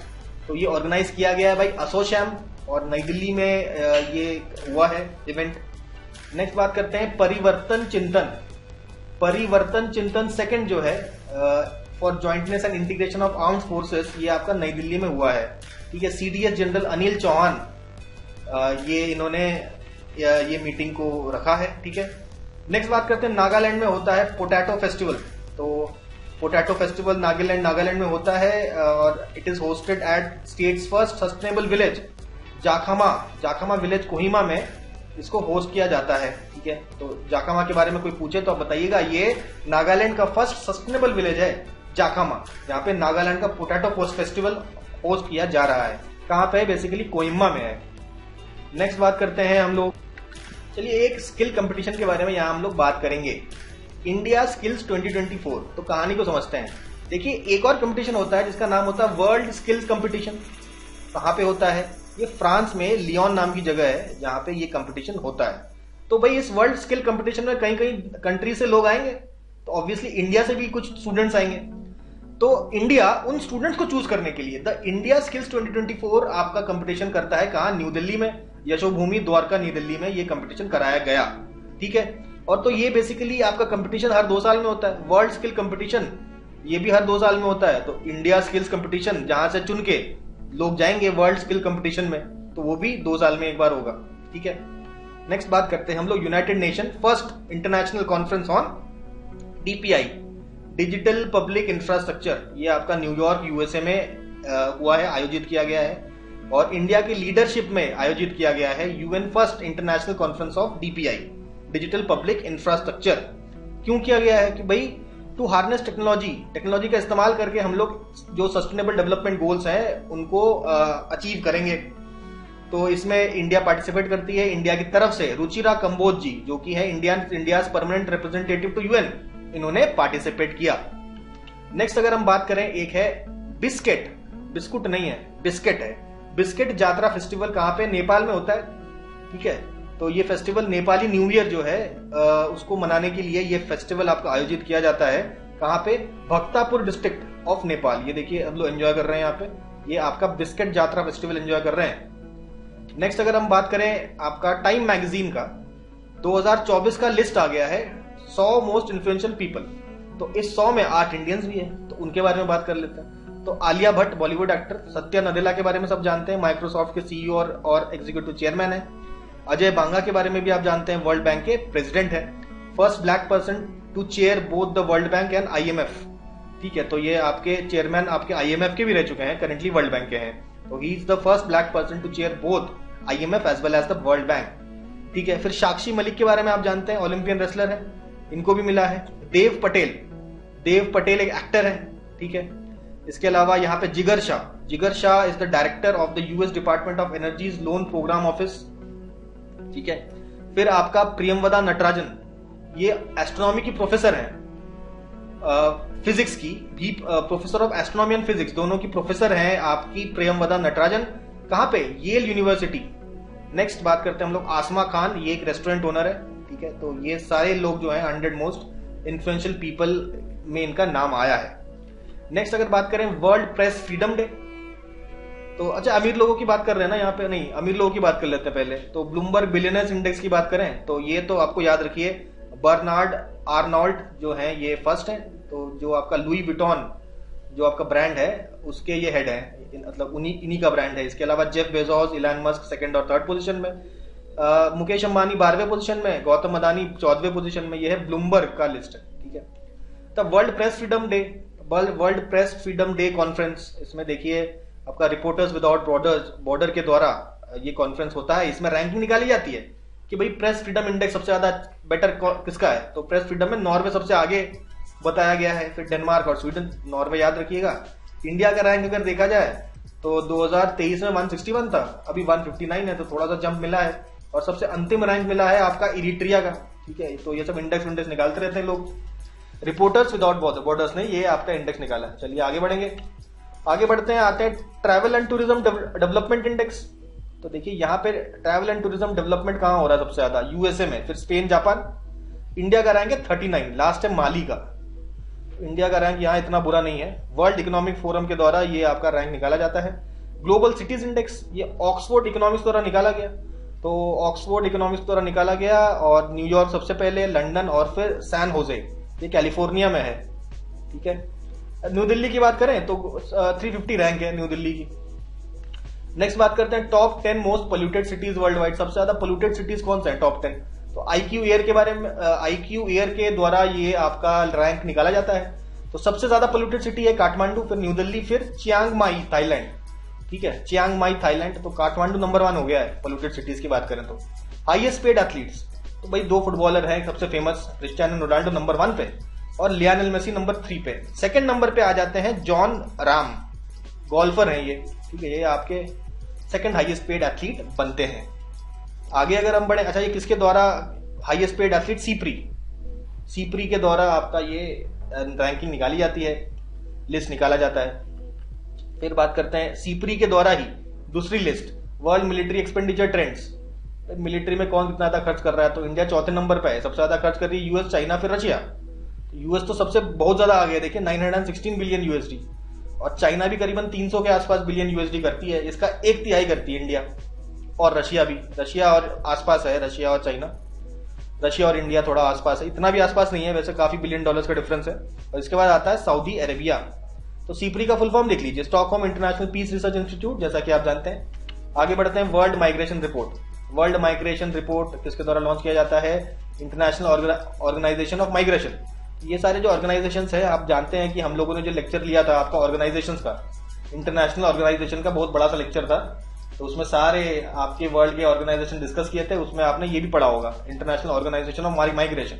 नहीं पढ़ा तो वीडियो देखिए, क्या करना है, जाइए देखिए वो वीडियो, पता चलेगा आपको, है ना। नेक्स्ट बात करते हैं international migrants world wide. International migrants world wide कह रहे हैं कि 281 टोटल माइग्रेंट्स है पूरे वर्ल्ड में, और इस 281 मिलियन में इंडियन माइग्रेंट्स कितने हैं? ये है भाई आपके इंडिया, और इंडिया जो इसके जो 18 मिलियन है सबसे लार्जेस्ट है किसी भी कंट्री के। ठीक है, अच्छा ये जो माइग्रेंट्स है इसमें 170 मिलियन जो है आपके डिस्प्लेस्ड इंडिविजुअल्स है, एक जगह से उनको दूसरी जगह जाना पड़ा, छोड़ना पड़ा, ठीक है। इंटरनल माइग्रेशन सबसे ज्यादा क्लाइमेट चेंज की वजह से कहां पे होती है, तो राजस्थान, उत्तर प्रदेश और मध्य प्रदेश में आप देखेंगे इंटरनल माइग्रेशन ज्यादा होता है, क्लाइमेट चेंज उसका सबसे बड़ा कारण है। अच्छा, हमने कहा कि सबसे ज्यादा माइग्रेंट्स तो इंडियंस हैं, करीबन 18 मिलियन माइग्रेंट्स। सबसे ज्यादा इंडियन माइग्रेंट्स कौन कौन सी कंट्रीज में जाते हैं, तो याद रखिए सबसे ज्यादा मिडिल ईस्ट में आपका पहला और तीसरा, यूएई और सऊदी अरेबिया, बीच में यूएसए सेकंड नंबर पे आता है। और ये जो माइग्रेंट्स हैं ये पैसा भेजते हैं घर वापस, उसको बोलते हैं रेमिटेंसेस। तो कितने रेमिटेंसेस 2022 में आए, तो 111 बिलियन रेमिटेंसेस आते हैं 2022 में। और इंडिया पहली कंट्री बनती है जो जिसके रेमिटेंसेस आपका 100 बिलियन का मार्क आंकड़ा पार कर रही है, ठीक है। चलो ये देख लिया हमने। फिर बात करते हैं, देखिए world economic situation and prospects report 2024, ये यूएन डेसा के द्वारा आपका किया जा रहा है। इसने फोरकास्ट किया है कि आपका जो ग्लोबल जीडीपी है, जीडीपी ग्रोथ, उसमें आगे चल के गिरावट देखने को मिल सकती है, ठीक है। अच्छा, इसके द्वारा ये बताया गया 2023 में जो ग्लोबल जीडीपी ग्रोथ रेट है वो 2.7 है, 2024 में 2.4 होगा, ठीक है। और इंडिया का जो ग्रोथ रेट है, उसने कहा कि 2024 में 6.9% का ग्रोथ रेट देखने को मिलेगा, और 2025 में 6.6 का फोरकास्ट भी किया है। तो ये कुछ आपके फोरकास्ट के बारे में बात हो गई। आगे बढ़ते हैं, आपका पीएमईएसी रिपोर्ट, ठीक है। ईएसी क्या है, economic advisory council to the prime minister. इसने आपका शेयर ऑफ रिलीजियस माइनॉरिटीज का एक आपका रिपोर्ट आपका जारी किया है। इसमें बताया है कि देखिए हिंदूज, जैन और पारसीज कम्युनिटीज का जो पॉपुलेशन है डिक्रीज किया है 1950 से। अगर 2015 को अगर कंपेयर करें तो ये तीन जो आपके हैं, जैन, पारसीज और हिंदूज, डिक्रीज किए हैं। तो जैन का पॉपुलेशन आपका 0.45% हुआ करता था, ये घट के 0.36% हो गया है। और पारसीज आपका 0.03%, जो कि पहले ही काफी कम था, और कम हो गया, 0.0004% हो गया है। तो करीबन 85% का आपको गिरावट देखने को मिली है आपका पारसीज में। अच्छा, कौन कौन से रिलीजन में आप ग्रोथ देख सकते हैं, बाकी सारे रिलीजन में आपको थोड़ा बहुत ग्रोथ तो दिखेगा, ठीक है। सबसे इसके पहले देखिए बुद्धिस्ट काफी कम हुआ करते थे, 0.05% बढ़ के हो गए 0.81%, ठीक है। तो ये करीब मतलब बुद्धिस्ट पहले काफी कम थे, पारसीज के आसपास ही थे 1950s में, लेकिन बुद्धिस्ट कम्युनिटी राइज की है। बात करते हैं सिख्स की, सिख कम्युनिटी में भी थोड़ा सा इंक्रीज देखने को मिला है, 1.24% थे, अब 1.85% हो गए हैं। क्रिश्चियंस की बात करें तो 2.24 से 2.36, मुस्लिम्स में देखा जाए तो 9.84% थे 1950 में, अभी 14.95% हो गए हैं। और हिंदूज में आपका 7.82% की गिरावट देखा गया है 1950 से 2015 तक। नेक्स्ट बात करते हैं, देखिए नेशनल फैमिली हेल्थ सर्वे की अगर बात करें तो इसमें इंडिया का जो टोटल फर्टिलिटी रेट है बता दिया गया है 2.1 का जो रिप्लेसमेंट लेवल है, रिप्लेसमेंट लेवल से तो भाई कम हो गया है, ठीक है। और प्रेफर्ड तो बेसिकली 2.2 है, 2.19 है, ठीक है, जो कि उससे कम है, ये काफी 2 है ना। तो और हिंदूज और मुस्लिम्स को अगर कंपेयर करें तो जो हिंदूज का 1991 में टीएफआर था वो 3.3 था, और जो कि 2015 में 2.1 आ गया है, और आपका 2024 में और ज्यादा कम हो गया है, 1.9 आ गया है। धीरे धीरे बहुत तेजी से आपका टीएफआर गिर रहा है हिंदूज का। मुस्लिम्स का देखा जाए तो वो भी आप देख सकते हैं 4.4 था 91 में, 2.6 हो गया 2015 में, और 2 पॉइंट की और गिरावट आई है। तो 2015 से आपका हिंदूज में भी देखिए 0.02% की गिरावट आई है, और मुस्लिम्स में भी 0.02 की गिरावट आई है, यहाँ भी 0.02 की गिरावट आई है, 2.4 हो गया 2024 में। तो ये बात होगी नेशनल फैमिली हेल्थ सर्वे की। नेक्स्ट अगर बात करें global land outlook thematic report on rangeland and pastoralist. तो रेंज लैंड होते हैं, पैस्चर्स होते हैं, वो होते हैं भाई आपका बड़ा सा लैंड है, उसमें कुछ घास फूस होगा, उसमें एनिमल्स वगैरह आएंगे, चरेंगे, ठीक है। तो ये सारा काम होगा। तो देखिए ये एक रिपोर्ट प्रिपेयर किया गया है by UN convention on combating desertification, UNCCD, और 2026 को डिक्लेयर करते हैं ये international year for rangelands and pastoralist. और इन्होंने भाई रिपोर्ट में कुछ बातें बताई है, कहा कि भैया 50% जो भी आपके पैस्चर्स वगैरह हैं, वर्ल्ड के रेंज लैंड्स है, वो डिग्रेड हो चुके हैं। और इसको अगर देखा जाए तो that is 1/6 of the global food production. तो 1/6 of the global food production और 1/3 of the planets carbon reservoir है आपका ये पूरा रीजन। तो वो अगर डिग्रेड हो जाएगा तो हमारे लिए इतना अच्छा न्यूज नहीं है। आगे अगर बढ़े तो ग्लोबल इलेक्ट्रिसिटी रिव्यू, तो यहाँ पे देखिए इंडिया का रैंकिंग काफी अच्छा हुआ है। बेसिक कौन पब्लिश करता है, ये आपका एम्बर नाम का एक ग्लोबल एनर्जी थिंक टैंक है। ये ग्लोबल इलेक्ट्रिसिटी रिव्यू आपका पब्लिश करता है। तो उसमें क्या बताया गया है, तो इसमें अच्छी खबर यह है कि सोलर पावर जनरेशन में इंडिया का रैंक 3 हो गया है, चाइना और यूएसए के बाद, ठीक है। और ये पहले जापान भी आ गया था, जापान को सरपास करके अब ये तीसरे नंबर का सबसे ज्यादा सोलर पावर जनरेट करने वाला कंट्री बन गया इंडिया। 2015 में यही रैंकिंग थी 9th, ठीक है, 9 से बढ़ के वो 3 हो गया है, ठीक है। टोटल इंस्टॉल्ड कैपेसिटी अगर बात करें तो total installed capacity is 5th, तो टोटल इंस्टॉल्ड कैपेसिटी में ये 5th हो जाता है। आगे अगर हम बात करें कुछ और न्यूज की, तो भाई आपका इंटरनेशनल सोलर अलायंस की बात करते हैं तो 99th मेंबर है आपका बनता है Spain is the 99th member. आपका शेंजन एरिया आपको पता है यूरोप में एक एरिया होता है, यहाँ पे आप बिना ऐसे वीजा के पूरे इस एरिया में घूम सकते हैं, ठीक है। आपने बस शेंजन वीजा लगवा लिया, इस पूरे एरिया में कई सारे कंट्रीज आते हैं, तो उसमें आप बिना किसी वीजा के आराम से ट्रैवल कर सकते हैं। तो ये बल्गेरिया और रोमानिया, जैसे कि आप मैप में देख रहे हैं आप, ये ब्लैक सी के पास है दोनों ही कंट्रीज, तो बल्गेरिया और रोमानिया भी आपका शेंजन एरिया का अब हिस्सा बनती हैं। नेक्स्ट हम बात करें आपका smart AI resource assistant for health सारा, ठीक है। तो ये बेसिकली एआई का इस्तेमाल किया है, जनरेटिव एआई का इस्तेमाल किया है वर्ल्ड हेल्थ ऑर्गेनाइजेशन ने और बना दिया सारा। सारा क्या करेगी, सारा बेसिकली आपका हेल्थ प्रमोटर है। हेल्थ प्रमोटर है मतलब अच्छा खासा रिस्पॉन्स देगी, कुछ सवाल वगैरह आप अगर इनसे पूछे हेल्थ के बारे में, ठीक है, तो ये आपको जानकारी प्रोवाइड करेगी। तो ये इस टूल का काम है ताकि लोग अपने राइट टू हेल्थ का उपयोग कर पाए। तो बेसिकली आप हेल्थ के बारे में जानकारी पूछिए आपका सारा जी से, तो वो आपको रिप्लाई करेंगी। एआई है ये, WHO की जनरेटिव एआई। आगे बात करते हैं हम लोग, Nepal moves to ratify BIMSTEC.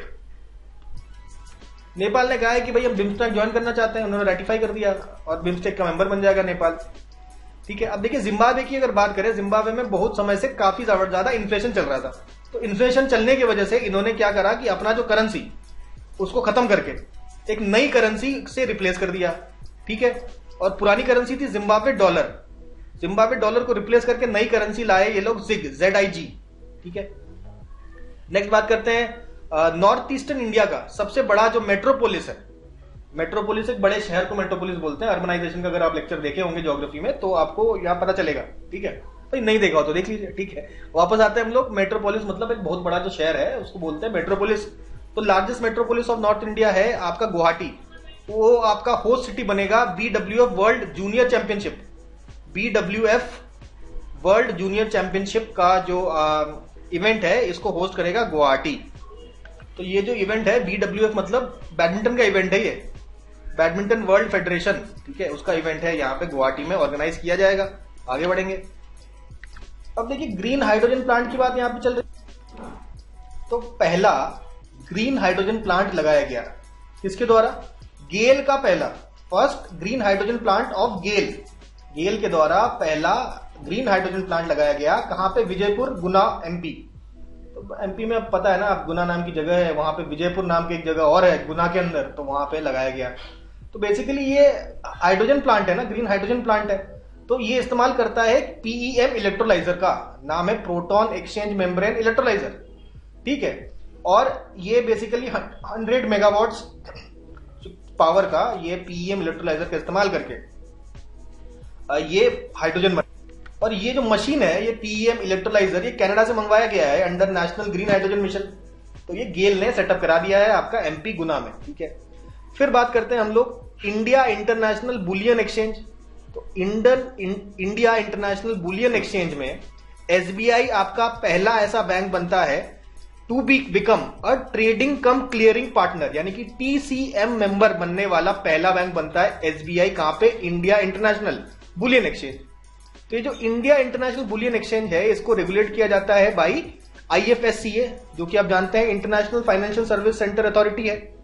Is India first bullion exchange, तो ये इंडिया का पहला बुलियन एक्सचेंज है, इंडिया इंटरनेशनल बुलियन एक्सचेंज। तो ऑब्वियसली ये सारी चीजें आपका गिफ्ट सिटी IFSC में आपका एस्टैब्लिश किया गया है। तो पूरी कहानी को दोबारा समझेंगे, गिफ्ट सिटी में आपका पहला बुलियन एक्सचेंज एस्टैब्लिश किया गया किसके द्वारा, ऑब्वियसली IFSCA के द्वारा, ठीक है। इस बुलियन एक्सचेंज के अंतर्गत आपका पहला ऐसा बैंक बनता है SBI जो बनता है ट्रेडिंग कम क्लियरिंग मेंबर, ठीक है। तो बड़ा आसान था, ये समझ में आ गया हमें। आगे बढ़ेंगे हम लोग, केन फेस्टिवल।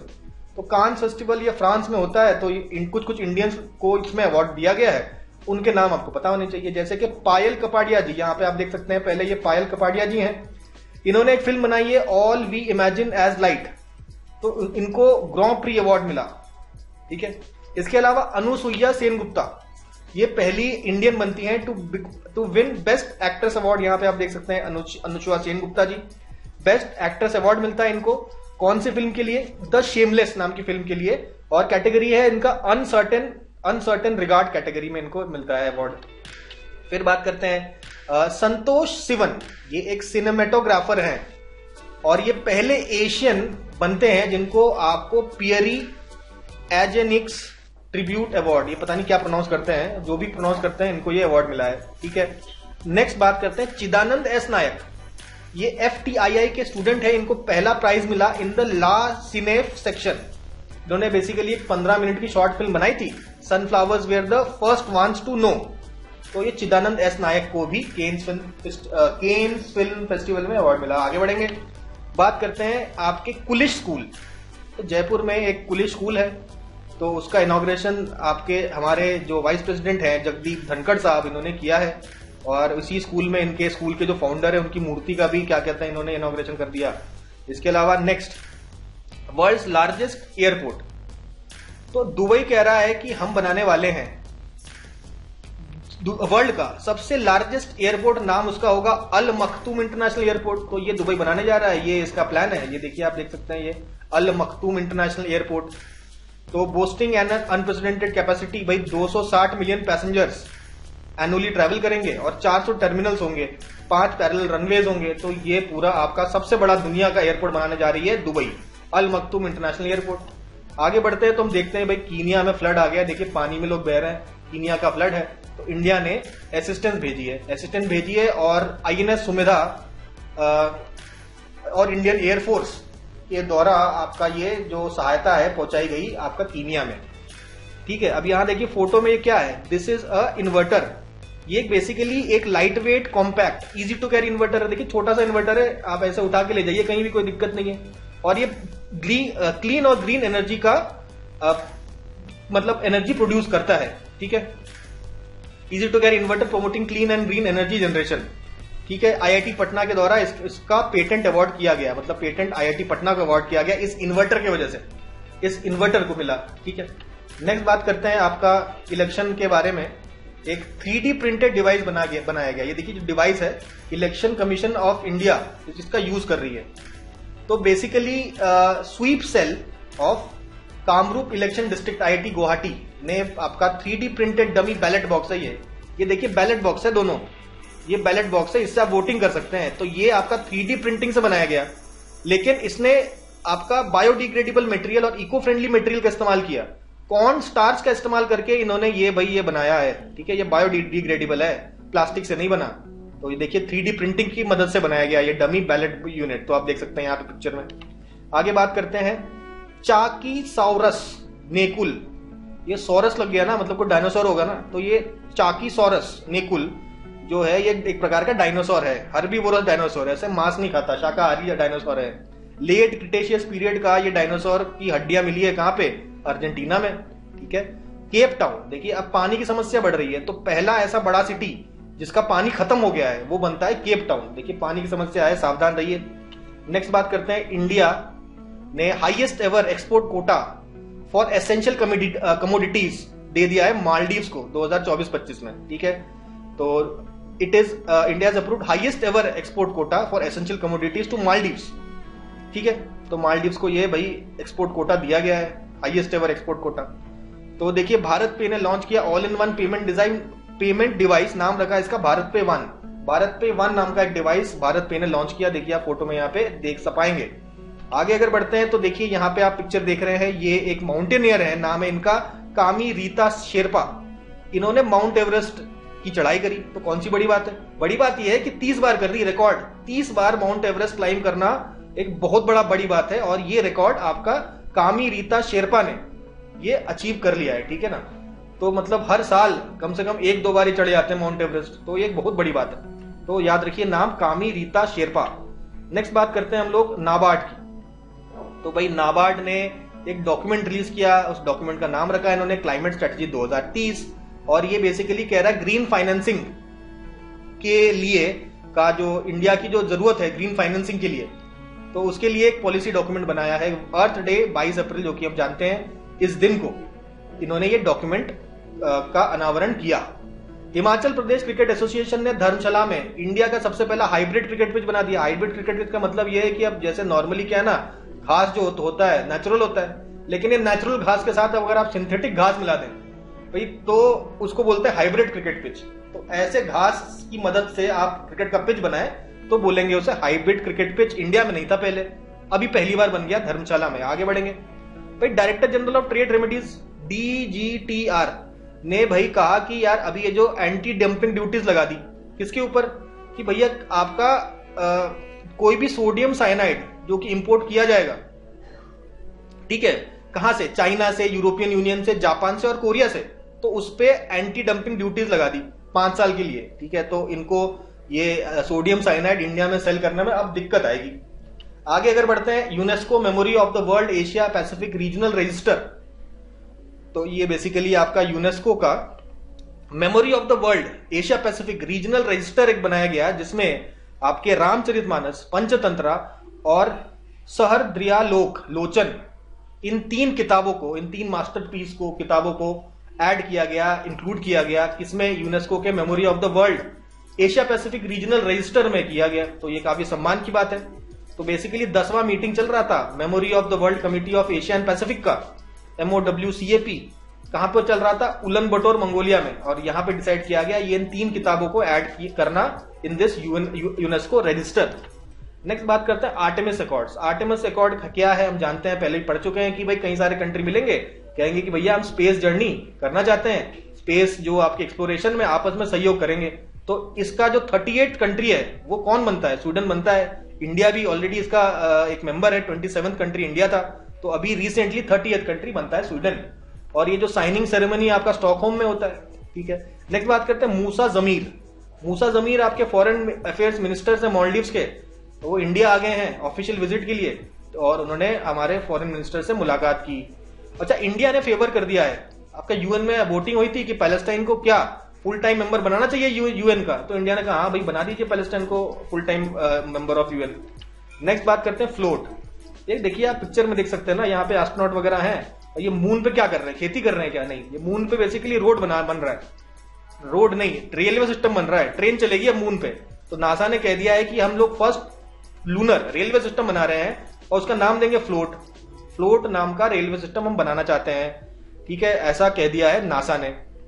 तो नासा के जेट प्रोपोर्शनल लेबोरेटरी कैलिफोर्निया में जो है, इसके द्वारा ये जो डेवलप किया जा रहा है जाएगा, ठीक है, फ्लोट रेलवे सिस्टम, चांद पे भी अब रेलवे होगा, नासा ने कह दिया ऐसा। नेक्स्ट बात करते हैं हम लोग हाइब्रिड रिन्यूएबल एनर्जी। तो देखिए महिंद्रा सस्टेन, महिंद्रा ग्रुप की एक कंपनी है, उसने कहा है कि हाइब्रिड रिन्यूएबल एनर्जी सेगमेंट में हम एंटर करेंगे, यानी कि सोलर और विंड प्रोजेक्ट। मतलब हाइब्रिड का मतलब ये है ना, केवल सोलर नहीं केवल विंड नहीं, दोनों को मिक्स करके एक प्रोजेक्ट बनाएंगे, दोनों ही रिन्यूएबल एनर्जी जनरेट करते हैं। तो the project will include 101 megawatt का विंड कैपेसिटी और करीबन 50 मेगावाट का सोलर कैपेसिटी। और इस प्रोजेक्ट से आपका करीबन 4,20,000 टन ऑफ कार्बन एमिशन आपका बचेगा, ठीक है। तो भाई महिंद्रा ग्रुप कंपनी बनती है, वो कहती है it is committed to adopting 100% renewable energy, कहते हैं 100% रिन्यूएबल एनर्जी हम लोग जनरेट करेंगे बाई 2030, 100%। तो काफी अच्छा इनका इनिशिएटिव है महिंद्रा ग्रुप का। बात करेंगे हम लोग, देखिए इंडिया प्रेजेंटेशन ऑन, देखिए central public grievance redress monitoring system, ठीक है, वॉज मेड बाई, देखिए central public grievances redressal and monitoring system was made by Shri V Srinivas, secretary of DARPG, यानी कि department of administrative reforms and public grievances, and received commendation on commonwealth member countries as a global best practice. तो basically India ने भाई एक presentation दिया, किस पे presentation दिया, आपका इस पे, यानी कि सेंट्रलाइज्ड पब्लिक ग्रीवेंसेस को रिड्रेस करने और मॉनिटर करने का एक सिस्टम। तो ये सिस्टम के ऊपर इंडिया ने प्रेजेंटेशन दिया, तो लोग बहुत खुश हो गए, उन्होंने कहा कि बहुत अच्छा काम किया, तो कमेंडेशन मिल गया इनको from the Commonwealth member countries. तो कॉमनवेल्थ मेंबर जो कंट्रीज है, उन्होंने इसको एक बेस्ट प्रैक्टिस की तरह आपका कमेंडेशन दिया है कि मतलब ये जो प्रैक्टिस इंडिया कर रही है बहुत बढ़िया है, इसको एज अ बेस्ट प्रैक्टिस माना जाएगा। नेक्स्ट अगर बात करें आगे, तो controller general of patents, designs and trademarks has awarded GI certificate. GI certificate किसको अवॉर्ड किया गया? आपका कच्छ अजरक। कच्छ अजरक, ये देखिए एक प्रकार का क्लॉथ है यहाँ पे, ठीक है, कि अजरक ब्लॉक प्रिंटिंग टेक्निक है। ये गुजरात के कच्छ रीजन में काफी फेमस है। इस प्रकार के ड्रेसेस आप देख सकते हैं, कच्छ में काफी ज्यादा फेमस है। तो इसको बोलते हैं अजरक ब्लॉक प्रिंटिंग टेक्निक। तो इसको आपका जीआई सर्टिफिकेट मिल चुका है by the controller general of patents, design and trademarks. Next बात करते हैं, देखिए रशिया को, रशिया के एक ऑयल एक्सप्लोरेशन कंपनी है, नाम है उसका रॉसजियो ऑयल एक्सप्लोरेशन। उनको देखिए अंटार्कटिका में तेल मिल गया है, काफी सारे ऑयल रिजर्व मिल गए। ये जो आपका शेडेड पोर्शन है ना, इसको बोलते हैं ब्रिटिश अटलांटिक अंटार्कटिक टेरिटरी। इस टेरिटरी में इनको ऑयल मिल गया है रॉसजियो ऑयल एक्सप्लोरेशन कंपनी को। नेक्स्ट अगर बात करें, वर्ल्ड्स डीपेस्ट ब्लू होल, इस प्रकार के देखिए समंदर के नीचे इस प्रकार के ब्लू होल होते हैं काफी डीप। तो आपका सबसे डीप ब्लू होल आपका तामजा ब्लू होल, ये आपका चेटुमल बे, आपका यूकटन पेनिनसुला ऑफ मेक्सिको में ये आपका देखा गया वर्ल्ड डीपेस्ट ब्लू होल। बात करेंगे हम लोग डीडी किसान। भाई किसानों को के बारे में डीडी किसान एक चैनल है, अब किसानों को ये इन्फॉर्मेशन देते हैं खेती वेती के बारे में। तो इन्होंने कहा है कि अब हमारे एंकर अब से हो गए एआई के एंकर होंगे। तो देखिए एआई कृष और एआई भूमि, ये जो दो एंकर्स हैं, इन्होंने कहा कि ये देखिए 50 इंडियन लैंग्वेज में और फॉरेन लैंग्वेजेस में बात कर सकते हैं। तो ये आपके नए प्रेजेंटर होंगे टीवी चैनल के, ठीक है। ये आपके एआई एवेटार्स हैं, यानी कि एआई एंकर्स हो जाएंगे, ठीक है, डीडी किसान के। एआई कृष और एआई भूमि नाम याद रखिएगा। नेक्स्ट बात करते हैं लक्ष्मण तीर्थ रिवर। लक्ष्मण तीर्थ रिवर बेसिकली एक कावेरी की ट्रिब्यूटरी है। तो ये कोडागु डिस्ट्रिक्ट में आप देख सकते हैं ये रिवर बहती है, लेकिन अभी केवल बहुत ज्यादा सीवियर ड्रॉट हो गया है, इंटेंस हीट आ गया है, ठीक है। तो ये बेसिकली कुट्टा फॉरेस्ट से ओरिजिनेट होती है और 180 किलोमीटर चलती है और फिर बाद में कावेरी में मर्ज हो जाती है। लेकिन इस साल ऐसा हो गया पूरी तरीके से ये ड्राई हो चुकी है, सूख चुकी है। तो लक्ष्मण तीर्थ रिवर कावेरी की ट्रिब्यूटरी है, पूरी तरीके से सूख चुकी है इस साल। नेक्स्ट बात करते हैं हम लोग वर्ल्ड एक्वेटिक्स। देखिए ये स्विमिंग पूल, बढ़िया सा स्विमिंग पूल आपको दिख रहा होगा। तो ये वर्ल्ड एक्वेटिक्स ने इस पर्टिकुलर स्विमिंग का ओपनिंग किया है और कह दिया है कि ये first ever competition swimming pool है। मतलब कंपटीशन होगा, इसमें कंपटीशन हो सकता है, ठीक है। ये first ever competition swimming pool है जो कि 24,000 मीटर की हाइट पे बनाया गया है। तो ये कहां बनाया होगा? भूटान में बनाया है ये, ठीक है। नेक्स्ट बात करते हैं हम लोग Cochin university of science and technology यानी कि कुसैट। इन्होंने एक नया स्पीशीज को आइडेंटिफाई किया है, नाम उसका दिया है मरीन टार्डिग्रेड, ठीक है। किसके नाम पे? एपीजे अब्दुल कलाम पे नाम पे, और नाम इनका रख दिया है बैप्टिलिपेस कलामी। बैप्टिलिपेस कलामी नाम का एक मरीन टार्डिग्रेड आपका Cochin university and science and technology के द्वारा ढूंढा गया और नामकरण किया गया, नया स्पीशीज है ये। देखिए global trade research initiative, global trade research initiative ने नया डेटा रिलीज किया और कहा कि देखिए इंडिया का टॉप ट्रेडिंग पार्टनर हो चुका है अभी चाइना। पहले यूएस था, यूएस को हटा के चाइना हो गया टॉप ट्रेडिंग पार्टनर। तो फिस्कल ईयर 2024 में bilateral trade between India and China 118.4 billion US dollars पहुंच चुकी है।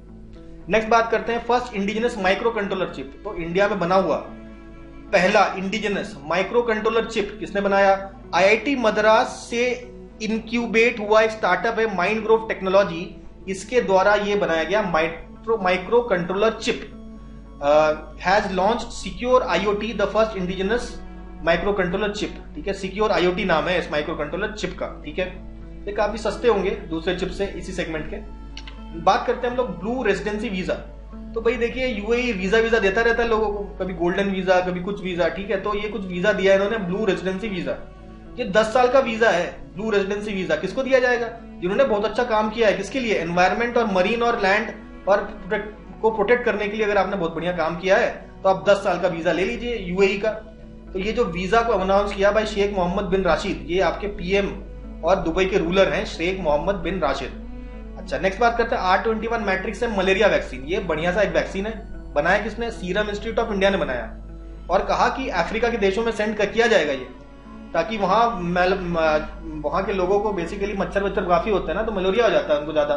तो मलेरिया को के अगेंस्ट में जो वैक्सीन है ये आपका अफ्रीका में भेजा गया, उसका फर्स्ट कंसाइनमेंट, ठीक है। तो ये मतलब WHO के द्वारा प्रमाणित है ये vaccine, serum institute of India के द्वारा बनाया गया R21 मैट्रिक्स से मलेरिया वैक्सीन।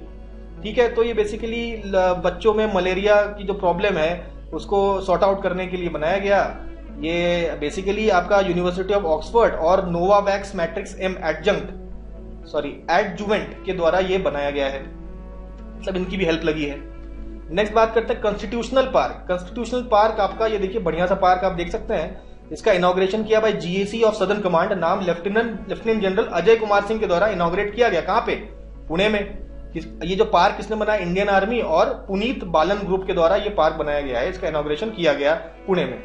बात करते हैं वर्ल्ड हाईएस्ट ऑब्जर्वेटरी। ये काफी इंपॉर्टेंट क्वेश्चन हो जाता है।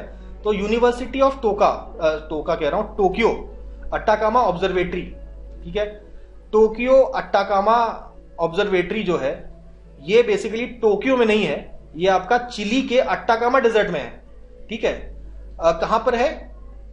आपका चेरो छजनानटोर, ठीक है, ये आप देख सकते हैं फोटो में। ये चिली में आपका चेरो छजनानटोर में आपका ये बड़ा सा जो ऑब्जर्वेटरी है ये यूनिवर्सिटी ऑफ टोक्यो का है, अट्टाकामा ऑब्जर्वेटरी। ये हाईएस्ट ऑब्जर्वेटरी है। ये ऑब्जर्वेटरी जो है दुनिया का सबसे हाइट में ऑब्जर्वेटरी ये सिचुएटेड है, करीबन 5640 मीटर्स की ऊंचाई पर ये ऑब्जर्वेटरी आपका स्थित है।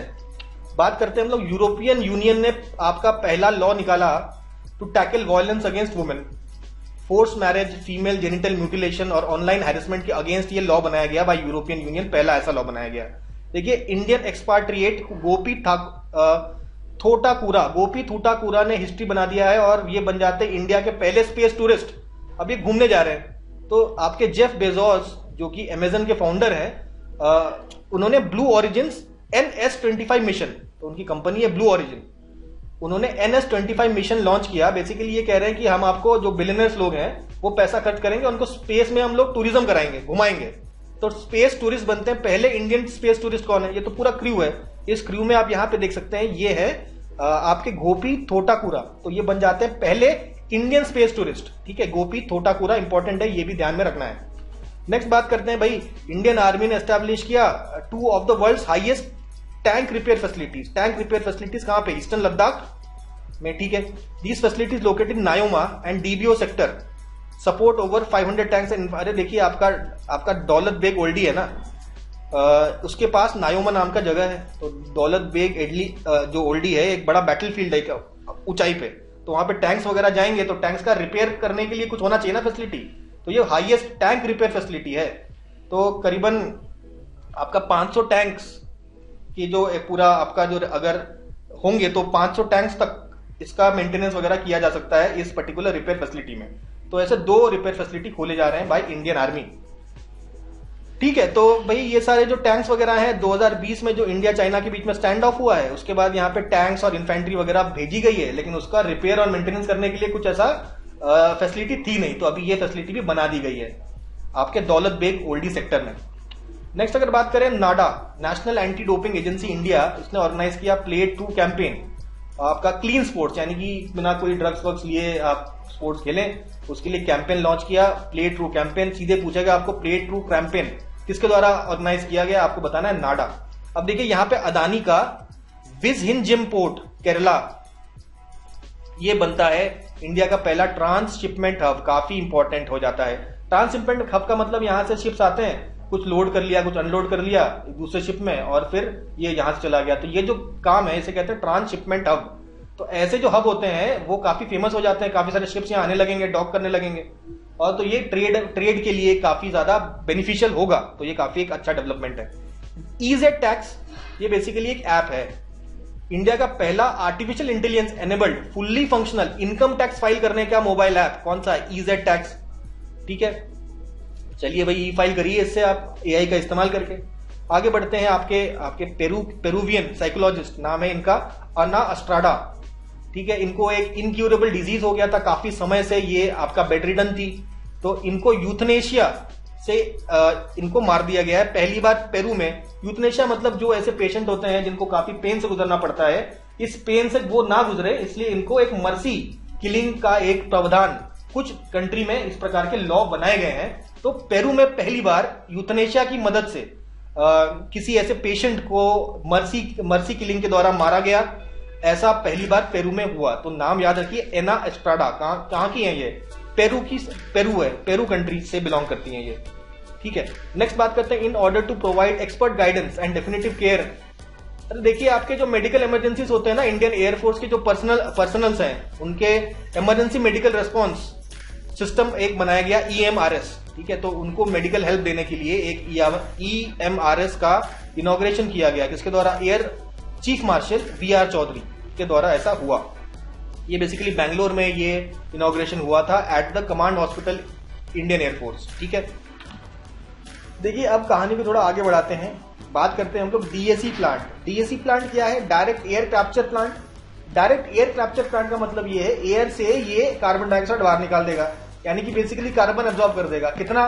36,000 टन पर ईयर के रेट से ये कार्बन डाइऑक्साइड एटमॉस्फेयर से बाहर निकालेगा, ऑब्वियसली जो बेसिकली कार्बन कैप्चर का काम करेगा। तो इसका सबसे बड़ा plant, world's largest direct air capture plant, जिसका नाम क्या है? मैमथ। कहां स्टार्ट हुआ? आपका आइसलैंड में स्टार्ट किया गया। किसने बिल्ड किया? सिनेवर्क्स नाम की कंपनी के द्वारा ये बिल्ड किया गया। तो इसको आप नोट करिएगा। तो ये आपका क्वेश्चन हो गया, इसको ध्यान में रखिए। नेक्स्ट बात करते हैं, माउंट एवरेस्ट पे तो चढ़ाई सबने करी है, लेकिन माउंट एवरेस्ट पे बिना सप्लीमेंट्री ऑक्सीजन लिए चढ़ाई करने वाला सेकंड पाकिस्तानी कौन बनता है? तो ये है सिरबाज खान।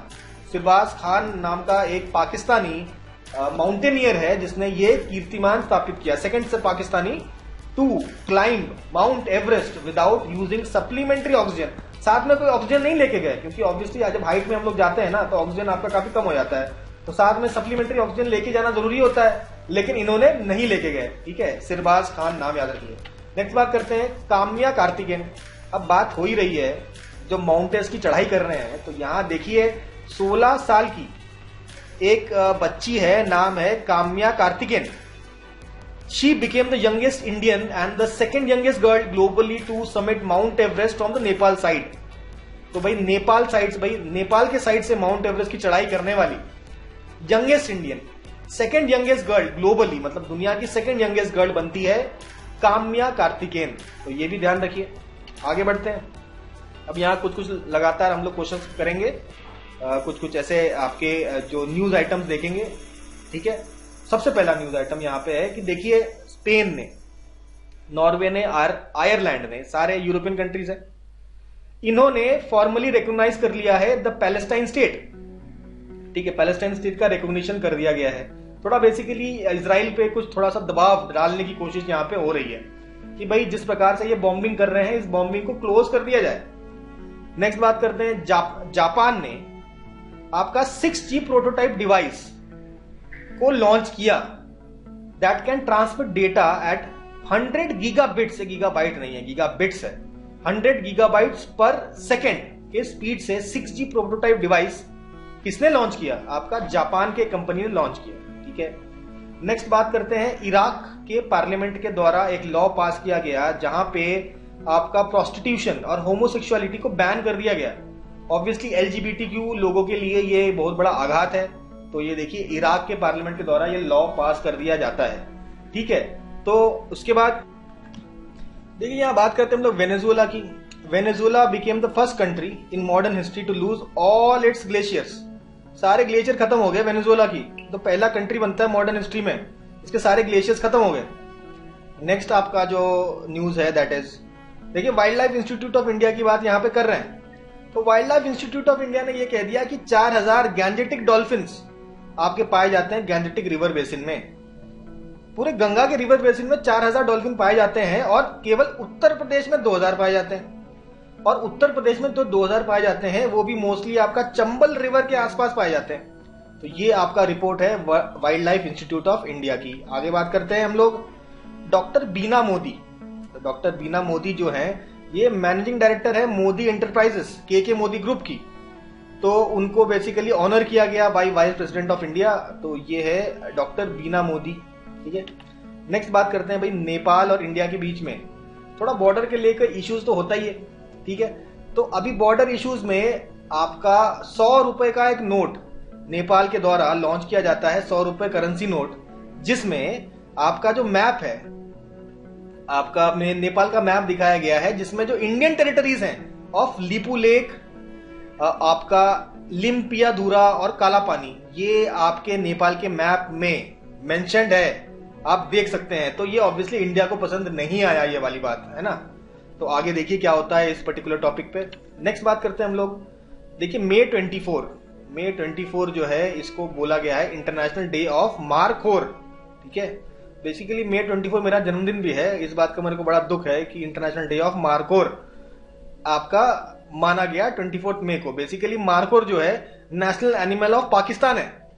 तो नेशनल एनिमल ऑफ पाकिस्तान जो मारखोर है, जैसे आप यहाँ पे फोटो पे देख सकते हैं, ये है मारखोर, कैप्रा फैल्कोनेरी, ये इसका साइंटिफिक नेम है। इसको स्क्रू हॉर्न गोट भी बोलते हैं। इसका देखिए आप हॉर्न देखिए किस प्रकार से स्क्रू की तरह बना हुआ है, तो इसको इसलिए स्क्रू हॉर्न गोट भी बोलते हैं, जो कि नेशनल एनिमल ऑफ पाकिस्तान भी है। इसी के नाम पे इंटरनेशनल डे ऑफ मारखोर ये माना गया आपका May 24 को। तो यूएन जनरल असेंबली ने बोला कि हाँ भाई ठीक है, May 24 को अब से हम लोग इंटरनेशनल डे ऑफ मारखोर मनाएंगे। तो ये जो आपका रेजोल्यूशन है ये पाकिस्तान और 8 दूसरे कंट्रीज के द्वारा आपका लाया गया यूएन जनरल असेंबली में।